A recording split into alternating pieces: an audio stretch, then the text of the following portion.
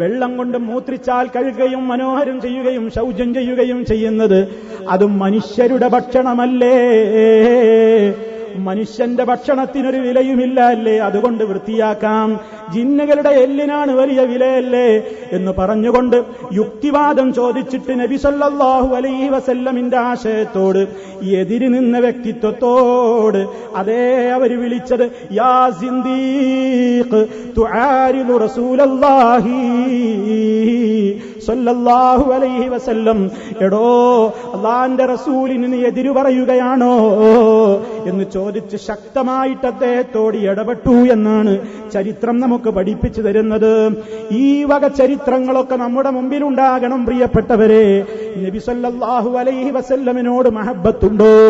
അവിടുന്ന് പഠിപ്പിച്ച എല്ലാ ചര്യകളോടും സ്നേഹം വേണം, ബഹുമാനം വേണം.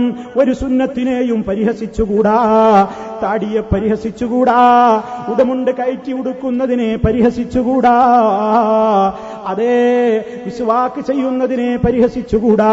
പണ്ട് ജമാഅത്തെ ഇസ്ലാമിക്കാര് അതേ സലഫികളായ ആളുകൾക്ക് ചില തീവ്രവാദങ്ങളുണ്ടെന്ന് പറയാൻ വേണ്ടി അവരുടെ പ്രബോധനം ആ വാരികയിലൂടെ എഴുതിവിട്ടു. എന്താ എഴുതിയത്? ബാർബറുടെ കരങ്ങൾ തലോടിയിട്ടില്ലാത്ത താടിരോമങ്ങളും അതേ മുട്ടിന് താഴെ പെട്ടെന്ന് അവസാനിക്കുന്ന മിനിസ്കർട്ടും ദന്തനിരകളിൽ സദാ തത്തിക്കളിക്കുന്ന റാക്കിൻ കൊള്ളികളും ഈ സലഫി മുത്തശദ്ദിദുകളെ വേർതിരിച്ചു നിർത്തുന്ന ഘടകങ്ങളാണ്. സലഫികളെ തിരിച്ചറിയാൻ ജമാഅത്തുകാരൻ കൊടുത്ത പ്രധാനപ്പെട്ട ചില അടയാളങ്ങൾ: അവർക്ക് നീണ്ട താടിയുണ്ട്, അവരുടെ വസ്ത്രം അതേ കയറി ഉടുത്തിട്ടുണ്ട്, അവരതാ മിസ്വാക്കിന്റെ കാര്യത്തിൽ ശ്രദ്ധയുള്ളവരാണ് എന്ന് പറഞ്ഞുകൊണ്ട് 3 സുന്നത്തുകളെ ഒരൊറ്റയടിക്കതാ ആ ലേഖനത്തിലൂടെ നിഷേധിച്ചപ്പോൾ സർവമുജാഹിദ് പ്രബോധകന്മാരും സമൂഹത്തിന്റെ മുമ്പിൽ എഴുന്നേറ്റ് നിന്നുകൊണ്ട് ആ ഹദീസിനെ പരിഹസിക്കുന്നു എന്ന നിലക്കുള്ള ഹദീസിനെ നിഷേധിക്കുന്ന പ്രവണതക്കെതിരെ ആഞ്ഞടിച്ചുകൊണ്ട് നമ്മൾ മുന്നേറി. പക്ഷേ ഇന്നിതാ പലരും നമ്മുടെ കൂട്ടത്തിൽപ്പെട്ടവരെന്ന് പറയുന്നവർ, അതേ ഞങ്ങളാണ് ശരിയായ ദിശയിലെന്ന് പറയുന്നവർ, താടി നീട്ടി വളർത്തുന്ന വിദ്യാർത്ഥികളെ, ഉടമുണ്ട് കയറ്റി ഉടുക്കുന്ന വിദ്യാർത്ഥികളെ, അതേ ജീവിതത്തിൽ സൂക്ഷ്മത പാലിക്കുന്ന വിദ്യാർത്ഥികളെ അവരെ നിരുത്സാഹപ്പെടുത്തുന്നു എന്ന് മാത്രമല്ല പരിഹാസത്തിന്റെ വാചകങ്ങൾ പറയുന്നു. അതൊക്കെ ഉലുവാണ്, മതത്തിൽ അതിര് കവിയലാണ്, തീവ്രതയാണ് എന്ന് പറഞ്ഞുകൊണ്ട് ആക്ഷേപിക്കുന്നു. ഹദീസുകളെ നിഷേധിക്കുക എന്ന് പറഞ്ഞാൽ പ്രിയമുള്ളവരെ, നമ്മളൊരൽപ്പം അതിനെ സംബന്ധിച്ചൊന്ന് മനസ്സിലാക്കണം. എന്താണ് ഹദീസ് നിഷേധം?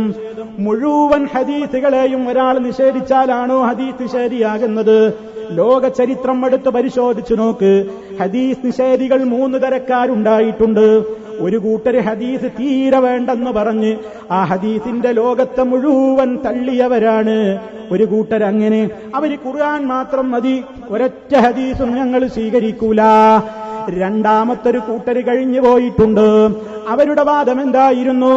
ഒരുപാട് സ്വഹാബികളിൽ നിന്ന് എണ്ണമറ്റ പരമ്പരകളിലൂടെ നമ്മൾക്ക് കിട്ടിയിട്ടുള്ള ഹദീസുകളാണെങ്കിൽ ഞങ്ങളൊരു കൈ നോക്കാം, അതല്ലാത്ത ഒറ്റപ്പെട്ട റിപ്പോർട്ടുകൾ ഏതെങ്കിലും സഹാബി പറഞ്ഞു എന്ന് തെളിഞ്ഞാലൊന്നും ഞങ്ങൾക്കത് സ്വീകാര്യമല്ലെന്ന് പറഞ്ഞുകൊണ്ട് ഹദീസുകളെ ആ നിലക്ക് തരംതിരിച്ചുകൊണ്ട് ചില ഹദീസുകളെ നിഷേധിച്ചുകൊണ്ട് വന്ന ഹദീസ് നിഷേധികൾ. അതുപോലെ തന്നെ ചില പാർട്ടികൾ നോക്കിയിട്ട് ഹദീസ് നിഷേധിച്ചവർ. ഖവാരിജുകൾ അങ്ങനെ ഹദീസ് നിഷേധിച്ചവരാണ്, ഷിയാക്കൾ അങ്ങനെ ഹദീസ് നിഷേധിച്ചവരാണ്. അതുപോലെ തന്നെ മുഅ്തസിലത്തെന്ന് പറയുന്ന കക്ഷിയും ഹദീസ് നിഷേധിച്ചവരാണ്. പാടേ നിഷേധിച്ചവരല്ല, അവർക്കിഷ്ടമുള്ളവരുടെ പരമ്പരയിലൂടെ വന്നത് സ്വീകരിച്ചു. അല്ലാത്ത എതിർകക്ഷിയുടെ ഹദീസുകളെ അവരും തള്ളിക്കളഞ്ഞു. അങ്ങനെ ഓരോരുത്തർക്കും വേണ്ട രൂപത്തിൽ അങ്ങനെ തള്ളുകയും കൊള്ളുകയും ചെയ്ത രണ്ടാമത്തൊരു വിഭാഗം ആളുകളും കഴിഞ്ഞുപോയി. മൂന്നാമതൊരു വിഭാഗവും ഉണ്ട്, ഏത് കാലത്തും അവരുണ്ട്. അവരാണ് അഖലാനികൾ എന്നറിയപ്പെടുന്നത്. എന്താണ് അഖലാനിയത്ത്?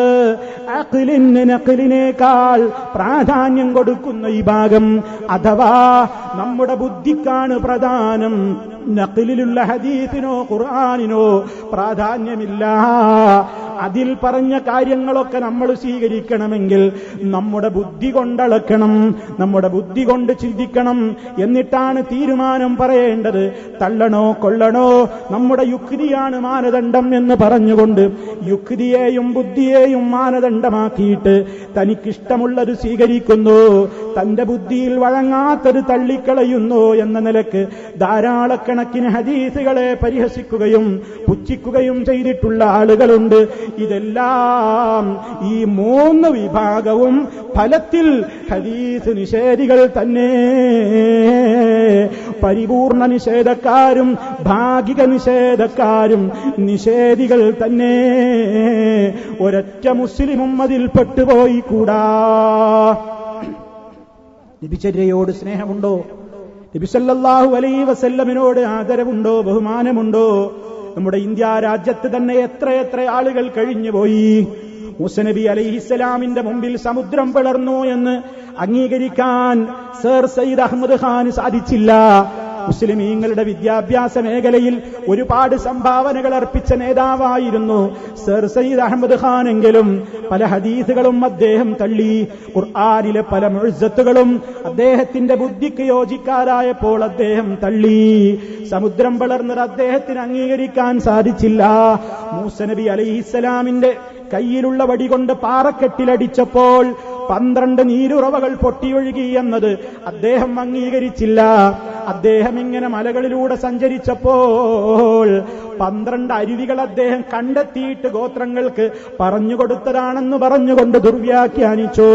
അതുപോലെ തന്നെ ഹദീസുകളിൽ ധാരാളം ഹദീസുകളിലൂടെ സ്ഥാപിക്കപ്പെട്ടിട്ടുള്ള ഒട്ടേറെ കാര്യങ്ങളുണ്ട്. ചന്ദ്രൻ വളർന്ന സംഭവം, അതുപോലെ തന്നെ ഒട്ടേറെ കാര്യങ്ങൾ സ്വർഗനരകങ്ങളെ സംബന്ധിച്ചു വന്നതുണ്ട്. അതൊക്കെയും നിഷേധിച്ചുകൊണ്ടാണ് സർ സയ്യിദ് അഹമ്മദ് ഖാന്റെ തഫ്സീർ കടന്നുപോയത്. ജമാഅത്തെ ഇസ്ലാമിക്കാരും നിഷേധിച്ചിട്ടില്ലേ? കേരള ജമാഅത്തുകാരതാ ആദരിക്കുന്ന മൗദൂദി സാഹിബിന് ബുഖാരി മുസ്ലിമിലുള്ള ഹദീസുകൾ മുഴുവൻ സ്വീകരിക്കണം എന്ന അഭിപ്രായമില്ല. അതുപോലെ തന്നെ കേരള ജമാഅത്തുകാരുടെ ഹദീസ് നിഷേധം പരിശോധിച്ചു നോക്കിയാൽ ബുഖാരിയിൽ പഠിപ്പിക്കപ്പെട്ടിട്ടുള്ള പല സംഭവങ്ങളെയും ജമാഅത്തെ ഇസ്ലാമിക്കാര് പരസ്യമായി എഴുതിയത് പൊട്ടൻ കഥ എന്നാണ്. നബി തങ്ങൾ പഠിപ്പിച്ചു തന്ന കഥകൾ പൊട്ടൻ കഥയാണ് ബുഖാരിയിലുള്ളത്, പൊട്ടൻ കഥയാണ് മുസ്ലിമിലുള്ളത് എന്നാണ് കേരള ജമാഅത്തിന്റെ നേതാക്കന്മാർ എഴുതിവിട്ടിട്ടുള്ളത്. അതേ കേരളത്തിൽ പണ്ട് കഴിഞ്ഞുപോയ CN അഹമ്മദ് മൗലവി ഹദീസ് നിഷേധത്തിന്റെ കാര്യത്തിൽ വളരെയേറെ മുന്നേറിയ വ്യക്തിയായിരുന്നു. ഒരുപാട് ഹദീസുകൾ അയാളും തള്ളിക്കളഞ്ഞു, ഒരുപാട് മുഅ്ജിസത്തുകൾ അയാളും തള്ളിക്കളഞ്ഞു. മുഹമ്മദ് അമാനി മൗലവിയുടെ ഖുർആൻ പരിഭാഷയിലൂടെ അവക്കെല്ലാം മറുപടിയും നൽകപ്പെട്ടു. ഖുർആൻ സുന്നത്ത് സൊസൈറ്റി എന്ന് പറഞ്ഞുകൊണ്ട് ചേകനൂര് രംഗത്ത് വന്നപ്പോൾ ചേകനൂരിനെതിരെ നമ്മുടെ പണ്ഡിതന്മാർ ശക്തമായി തന്നെ പ്രമാണങ്ങൾ ഉദ്ധരിച്ചുകൊണ്ട് മറുപടി കൊടുത്തു.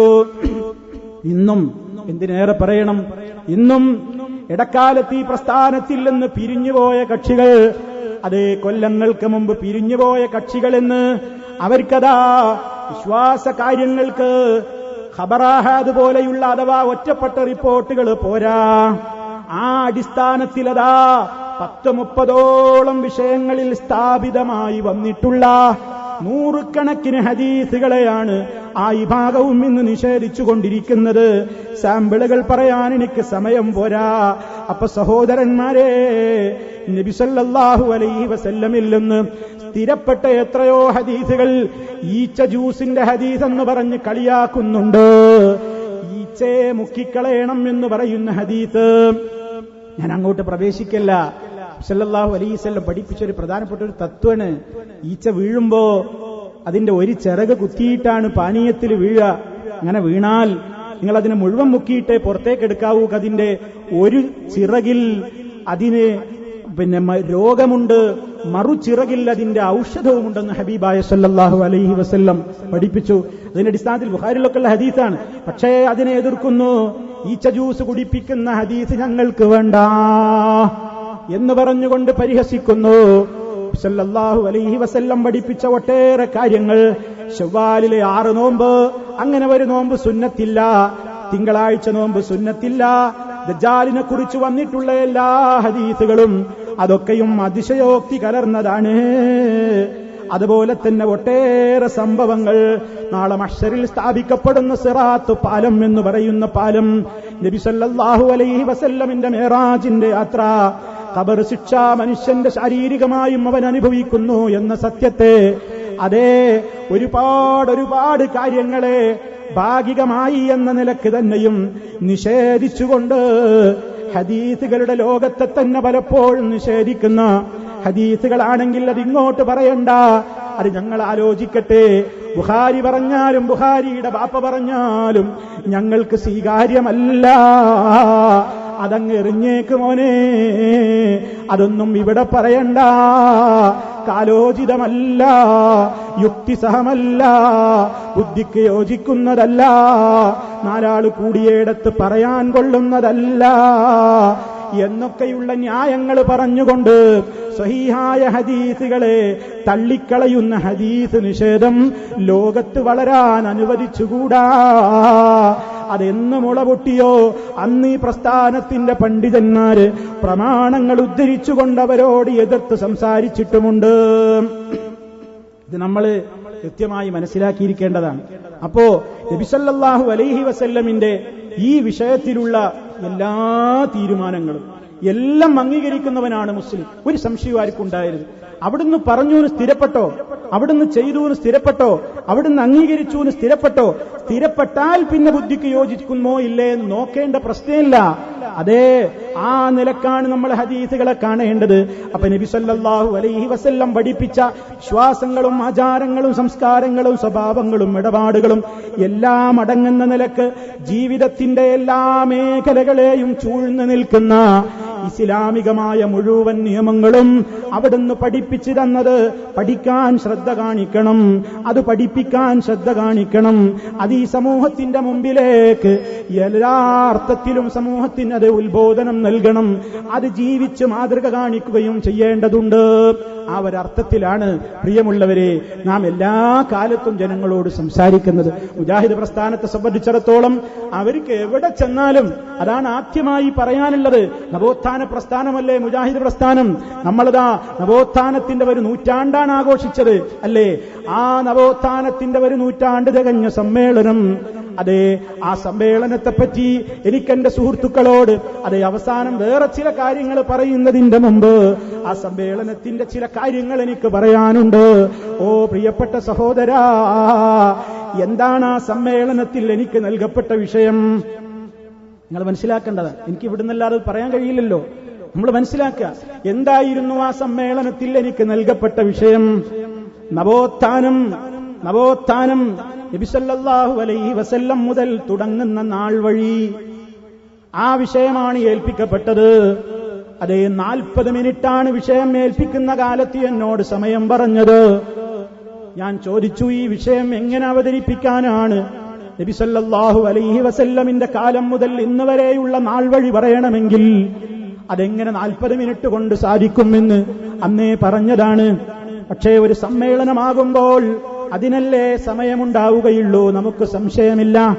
അങ്ങനെ സമ്മേളനത്തിനുള്ളവൻ ക്ഷണിക്കപ്പെട്ടു, സമ്മേളനത്തിനുള്ളവൻ വന്നു. എനിക്ക് നിശ്ചയിക്കപ്പെട്ട സമയമായപ്പോൾ ഈ ഉള്ളവൻ സ്റ്റേജിലേക്ക് കയറിയിരുന്നു.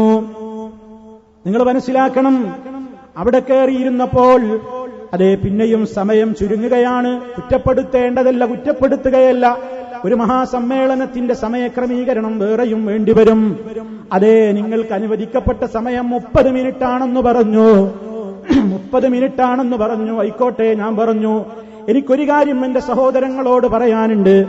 ആ നോട്ടീസിൽ ആ സെഷനിൽ ആദ്യമായി പ്രസംഗിക്കാൻ എന്റെ പേരായിരുന്നു. തുടർന്നാണ് 3 പ്രഭാഷകന്മാരുടെ പേരുണ്ടായിരുന്നത്. ആരൊക്കെയോ ഇപ്പോൾ പ്രചരിപ്പിക്കുന്നു.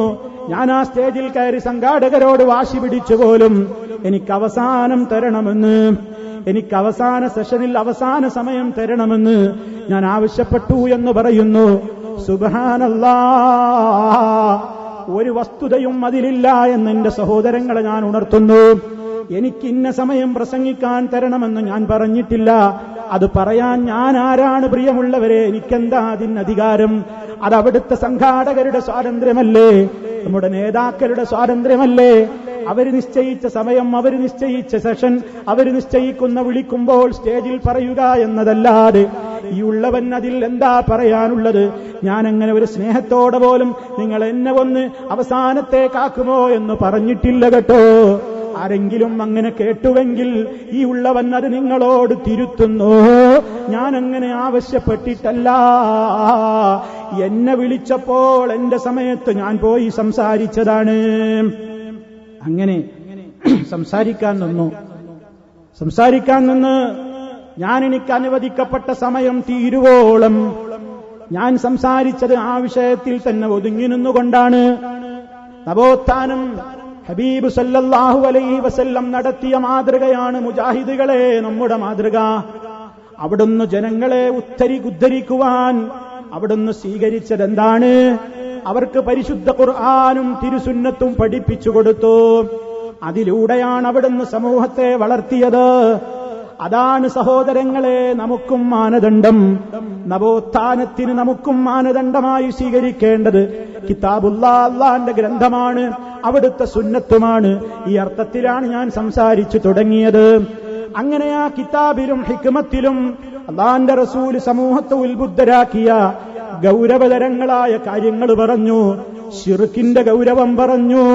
നബി സല്ലല്ലാഹു അലൈഹി വസല്ലം പഠിപ്പിച്ച സുന്നത്തുകളെ അത് മുഖേനയല്ലാതെ ജീവിത വിജയം കിട്ടില്ലെന്ന് പറഞ്ഞപ്പോൾ ഹദീസ് നിഷേധത്തിലേക്ക് കടന്നു.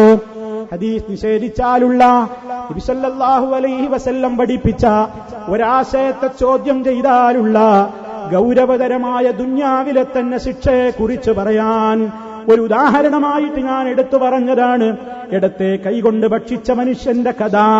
അത് ഞാൻ പറഞ്ഞത് എന്തിനാണ്? ഞാൻ നേരത്തെ പറഞ്ഞു, ആരും ആ വേദിയിൽ ഇടത്തെ കൈകൊണ്ട് വെള്ളം കുടിക്കുന്നത് ഞാൻ കണ്ടിട്ട് പറഞ്ഞതല്ല. ഞാൻ ജനങ്ങളെ അഭിസംബോധന ചെയ്ത് സംസാരിക്കുമ്പോ സ്റ്റേജിൽ ആരെങ്കിലും വെള്ളം ഇടത്തെ കൈകൊണ്ട് കുടിക്കുന്നുണ്ടോ എന്ന് എനിക്ക് കാണില്ലല്ലോ. ഞാൻ ആരെയും ഉദ്ദേശിച്ചു പറഞ്ഞതല്ല. ഞാൻ ആരും ഇടത്തെ കൈകൊണ്ട് വെള്ളം കുടിക്കുന്നുണ്ടെന്ന് പറയാനുമല്ല. മറിച്ച് അത് കേട്ടവർക്കൊക്കെ നിഷ്പക്ഷ ബുദ്ധിയാ അവര് ചിന്തിച്ചവർക്കൊക്കെ മനസ്സിലായിട്ടുണ്ടാകും. ഹുസൈൻ സലഫി അത് പറഞ്ഞത് എന്തിനാണ്? നമ്മുടെ സ്റ്റേജിലിരിക്കുന്ന നേതാക്കൾ ഇടത് കൈകൊണ്ട് കുടിക്കുന്നതിനെ വിമർശിക്കാനല്ല, മറിച്ച് നബി സല്ലല്ലാഹു അലൈഹി വസല്ലമിൽ നിന്ന് സ്ഥിരപ്പെട്ടു വന്ന ഒരു സത്യത്തെ ആരെങ്കിലും പരിഹസിച്ചാൽ, ചോദ്യം ചെയ്താൽ, ധിക്കരിച്ചാൽ ദുന്യാവിൽ തന്നെ ശിക്ഷ കിട്ടും കേട്ടോ.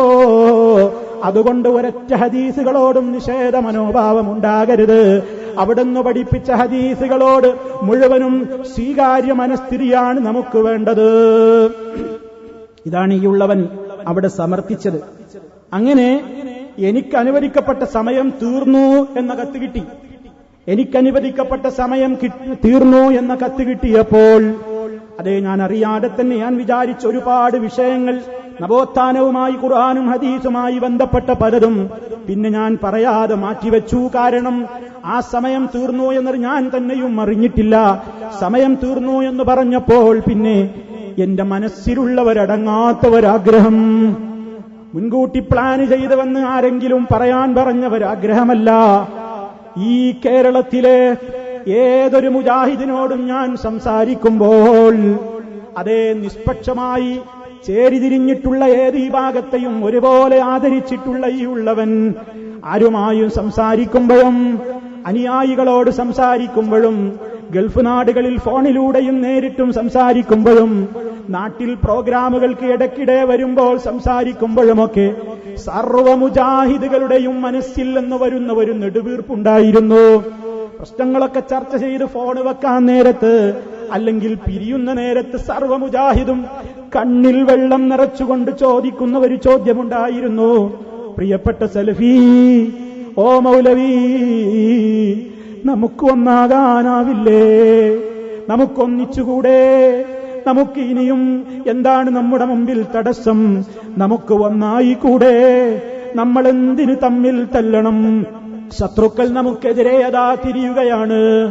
നിങ്ങളുടെ തൗഹീദ് പൊട്ടി എന്ന് പറയുകയാണ്. നിങ്ങളുടെ കയ്യിൽ തൗഹീദില്ല മുജാഹിദേ, ഞങ്ങളുടെ തൗഹീദ് ഭദ്രമാണ്, അചഞ്ചലമാണെന്ന് പറയുകയാണ്. ഇത് നിങ്ങളും കേൾക്കുന്നില്ലേ മൗലവി? നിങ്ങൾക്ക് എന്തെങ്കിലും, നിങ്ങളൊരു നിഷ്പക്ഷമായി നിലകൊള്ളുന്ന ഒരു വ്യക്തിയല്ലേ, എല്ലാവരോടും ബന്ധമുള്ള ഒരു വ്യക്തിയല്ലേ, നിങ്ങൾക്കിതിൽ എന്തെങ്കിലും ഒന്ന് ചെയ്യാനാവില്ലേ? അത് പറയുന്ന ആളുകളൊക്കെയും അതേ കണ്ണുനീരാണ് അവരുടെ കണ്ണുകളിൽ ഞാൻ കണ്ടിട്ടുള്ളത്. ആ ഒരു മനോവേദന കക്ഷി വ്യത്യാസമില്ലാതെ മുജാഹിദ് പ്രസ്ഥാനത്തെ സ്നേഹിക്കുന്ന മുഴുവൻ മുജാഹിദിന്റെയും ഉള്ളിൽ നിന്ന് പൊട്ടി ഒലിക്കുന്ന ആ ഒരു വേദന സമ്മേളന നഗരിയിലെത്തിയപ്പോൾ എന്റെ മനസ്സിലുമുണ്ടായിരുന്നു.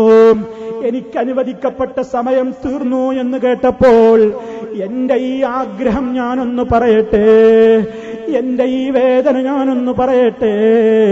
എന്റെ ബഹുമാന്യരായ നേതാക്കളെ ഞാൻ ചോദ്യം ചെയ്തിട്ടില്ല. എന്റെ നേതാക്കളെ, നിങ്ങളെന്തിന് ബഹുമാന്യനായ സക്കരിയ സലാഹിയെ പുറത്താക്കി? നിങ്ങളെന്തിന് ബാലുശ്ശേരിയെ പുറത്താക്കി? നിങ്ങളെന്തിന് അതാ ഈ സമ്മേളന പ്രോഗ്രാമിൽ നിന്ന് നമ്മുടെ ISMന്റെയും MSMന്റെയും അമരത്തിരിക്കുന്ന നേതാക്കളെ പോലും നിങ്ങളെന്തിന് പുറത്താക്കി എന്ന് ഞാൻ എന്റെ ബഹുമാന്യ നേതൃത്വത്തോട് ചോദിച്ചിട്ടില്ല. അത് ചോദിക്കാൻ ഞാൻ ആളല്ലല്ലോ, ഞാനത് ചോദിച്ചിട്ടില്ല. അത് ചോദിച്ചാൽ അതൊരു കക്ഷിയുടെ ചോദ്യമായി പോവില്ലേ എന്ന് ഭയം കൊണ്ട് ഞാൻ ചോദിച്ചിട്ടില്ല. ഞാൻ എന്റെ മനസ്സിലതാ പറഞ്ഞത്, എന്റെ പൊന്നു നേതാക്കളെ, ആ ഒരു 6 മിനിറ്റ് സംസാരം ഞാൻ എങ്ങനെ പൂർത്തിയാക്കി എന്ന് സത്യം പറയട്ടെ എന്റെ പ്രിയമുള്ളവരെ. പടച്ച റബ്ബിന്റെ വജ്ഹ് മാത്രം ഉദ്ദേശിച്ചുകൊണ്ടല്ലാതെ ആരുടെയെങ്കിലും പ്ലാനിൽ ഈ പാവപ്പെട്ട സലഫി കുടുങ്ങിയിട്ടില്ല. ഒരാളും പറഞ്ഞു പറയിപ്പിച്ചതല്ല. നിങ്ങൾക്ക് വിശ്വസിക്കണമെങ്കിൽ വിശ്വസിക്കാം. ഞാൻ പറഞ്ഞ ഈ ഉള്ളവൻ പറഞ്ഞ വാചകത്തിന്റെ മഴന പറയേണ്ടത് ഞാനാണ്. അതിന്റെ സാഹചര്യം എനിക്ക് നിങ്ങളോട് പറയാനൊക്കോ? വിശ്വസിക്കുന്നില്ലെങ്കിൽ നിവൃത്തിയൊന്നുമില്ല കേട്ടോ. വല്ലാഹി, അല്ലാഹനെ സാക്ഷി നിർത്തിക്കൊണ്ട് ഞാൻ പറയട്ടെ, ഒരുപാട് മുജാഹിദുകളോട് മാസങ്ങളോടും സംസാരിക്കുമ്പോൾ എല്ലാ മുജാഹിദ് സാധാരണ ഉമ്മതങ്ങന്മാരുടെയും കൂട്ടുകുടുംബങ്ങളുടെയും സാധാരണ ജനങ്ങളുടെയും അതേ വയോവൃദ്ധരുടെയും യുവാക്കളുടെയും കുട്ടികളുടെയും ഒക്കെ കണ്ണിൽ നിന്ന് ചോരയിറ്റ് വീഴുന്നൊരു ചോദ്യം അവർ ചോദിക്കാറുണ്ട്. ഇനിയും നമ്മൾ പിളരണോ? ഇനിയും നമ്മൾ തമ്മിൽ തല്ലണോ? ഇനിയും മഹല്ല് ഭിന്നിക്കണോ മൗലവി? ഇനിയും നമ്മുടെ കൂട്ടുകുടുംബത്തിൽ തർക്കിക്കണോ? അതെ, അത് വേണ്ടല്ലോ എന്ന് പറയുമ്പോ എനിക്ക് കിട്ടിയ അവസരത്തിൽ എനിക്കെന്റെ നേതൃത്വം നിശ്ചയിച്ചു തന്നിട്ടുള്ള 1/2 മണിക്കൂറിൽ അത് പറയാതെ, അതും കഴിഞ്ഞിട്ട് അതേ എന്റെ ഒരാഗ്രഹം എന്ന നിലക്ക് ഞാൻ എന്താണ് പറഞ്ഞത്, ആ വരികൾ ഞാൻ ഇപ്പോഴും എനിക്ക് പറയാനാകുന്നില്ല. അതുകൊണ്ട് ഞാൻ സംസാരിച്ച 1 മിനിറ്റ് സംസാരം ഞാൻ നിങ്ങളെ വീണ്ടും ഇവിടെ ഒന്ന് കേൾപ്പിച്ചതിന്റെ ശേഷം ഞാൻ ഇൻഷാ അല്ലാഹ് ബാക്കി കാര്യങ്ങളിലേക്ക് വരാം. ഒരു കാര്യം കൂടെ പറഞ്ഞുകൊണ്ട് ഞാൻ അവസാനിപ്പിക്കുകയാണ്. KJU-വിന്റെയും KNM-ന്റെയും ISM-ന്റെയും MSM-ന്റെയും MGM-ന്റെയും അമരത്തിരിക്ക് നേതൃത്വം നൽകുന്ന സമാദരണീയരായ എന്റെ പൊന്നു നേതാക്കളോട്, അതെ, മുജാഹിദ് സമ്മേളനമാണ്, വീട്ടിലിരിക്കാനാവില്ല എന്ന മനസ്സോടുകൂടി അഷ്ടദിക്കുകളിൽ നിന്ന് ഈ സലഫി നഗരിലേക്ക് പരന്നൊഴുകിയ എന്റെ പൊന്നു മുജാഹിദ് പ്രവർത്തകരോട് വളരെ സ്നേഹത്തോടെ പറയാനുള്ളത്, മുജാഹിദുകൾ കൂട്ടത്തോടെ ശിർക്കിലേക്ക് പോയിരിക്കുന്നു എന്ന ഖുബൂരികളുടെ ആരോപണത്തിന് നമുക്കൊന്നായി മറുപടി കൊടുക്കാൻ സാധിക്കണം. ആ വിഷയത്തിൽ നമ്മുടെ ശബ്ദം ഭിന്നിച്ചു പോകരുത്. ഒരു മുജാഹിദും ശിർക്കിലേക്ക് പോയിട്ടില്ല എന്ന് പറയാൻ നമുക്ക് സാധിക്കണം. അതിന്റെ മുമ്പിൽ നമുക്ക് തടസ്സമായി നിൽക്കുന്ന ചില വിഷയങ്ങൾ ഇന്നുണ്ട്. യാ ഇബാദല്ലാഹ് എന്ന് തുടങ്ങുന്ന ഒരു ദുർബലമായ ഹദീസിന്റെ പ്രശ്നത്തിൽ അല്ലാഹു അല്ലാത്തവരെ വിളിച്ചു പ്രാർത്ഥിക്കാൻ ഖുബൂരികൾ അത് തെളിവായി കൊണ്ടുവന്നപ്പോൾ മുസ്ലിം ലോകം മുഴുവനും ഇന്നേ വരെ അതിന് നൽകിയ ഒരു മറുപടിയുണ്ട്. ആ മറുപടിയിൽ നാം ഒതുങ്ങി നിൽക്കുക, അതിനും അപ്പുറമുള്ള വ്യാഖ്യാന ചർച്ചകളിൽ നിന്ന് നാം വിട്ടു നിൽക്കുക. ഇനി അതല്ല സഹോദരങ്ങളെ, ആ മറുപടിയിൽ അപകടമുണ്ടെന്നാണോ നമുക്ക് പറയാനുള്ളത്? എങ്കിൽ അത് മുഖവിലക്കെടുത്തുകൊണ്ട് നാം ഇനിയും ചർച്ചകൾ അവസാനിപ്പിക്കരുത്. കൂട്ടമായി ചർച്ച ചെയ്യണം. ഇനിയും പഠനങ്ങൾ നടക്കണം. സാധാരണ ജനങ്ങൾക്കിടയിലേക്കല്ല, പണ്ഡിത ലോകത്ത് ചർച്ച നടക്കട്ടെ. നാം അംഗീകരിക്കുന്ന, നമ്മെ അംഗീകരിക്കുന്ന വിദേശ രാജ്യങ്ങളിലുള്ള ഒട്ടേറെ പണ്ഡിത സഭകൾ നമ്മുടെ ഇന്നത്തെ ഈ പ്രശ്നങ്ങളിൽ ആശങ്കാകുലരാണ്. അവർ നമ്മോട് ഈ വിഷയം തീർക്കണമെന്ന് ആവശ്യപ്പെട്ടുകൊണ്ടിരിക്കുകയാണ്. അവരുടെ മുമ്പിൽ പോയിട്ടും നമുക്ക് ചർച്ച ചെയ്യാം. എന്തിനു വേണ്ടി? ഗൾഫ് സലഫി പണ്ഡിതന്മാര് പറയുന്നത് മുഴുവൻ അണ്ണാക്കു തൊടാതെ വിഴുങ്ങി തിരിച്ചു പോരാനല്ല, അവരെ തഖ്ലീദ് ചെയ്യാനുമല്ല, അവരുടെ മുമ്പിൽ, അവരുടെ കാൽ കീഴിൽ നമ്മുടെ ആദർശം പണയപ്പെടുത്താനുമല്ല, മറിച്ച് പ്രമാണങ്ങൾ ഉദ്ധരിച്ചുകൊണ്ട് ഞങ്ങളുടെ നാട്ടിലെ തർക്കങ്ങൾ എന്താണെന്ന് മുഴുവനും അറബ് സഹോദരങ്ങൾക്ക് മനസ്സിലായിട്ടില്ല. അതുകൊണ്ടാണ് അവരിൽ നിന്ന് വരുന്ന ഫത്വകൾ പലപ്പോഴും വിഭിന്നങ്ങളായി മാറുന്നത്. നമുക്കിടയിലുള്ള പ്രശ്നങ്ങൾ എന്താണെങ്കിൽ കൂട്ടമായി നാം അവരെ അറിയിക്കണം. പ്രമാണങ്ങൾ ഉദ്ധരിച്ചുകൊണ്ട് നമുക്കിടയിലുള്ള തർക്കത്തിന്റെ മർമ്മം അവരെ കൃത്യമായി ബോധ്യപ്പെടുത്തണം. അവർക്ക് പറയാനുള്ളത് പ്രമാണങ്ങളുടെ വെളിച്ചത്തിൽ അവരും പറയട്ടെ. എന്നിട്ട് ഒരു തീരുമാനത്തിൽ നമുക്ക് എത്തിക്കൂടെ പ്രിയമുള്ളവരെ?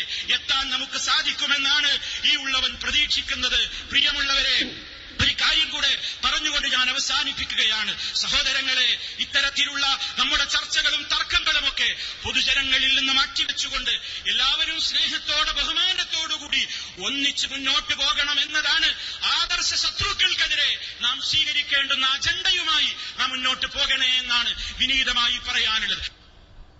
എരിയിൽ എണ്ണയൊഴിക്കാൻ വേണ്ടി മിത്രങ്ങളുടെ വേഷത്തിൽ നമ്മുടെ മുമ്പിലേക്ക് കടന്നു വരുന്നവരെ നാം കാണാതിരുന്നുകൂടാ. കരുതിയിരിക്കണം നമ്മൾ അവരെ കുറിച്ച്.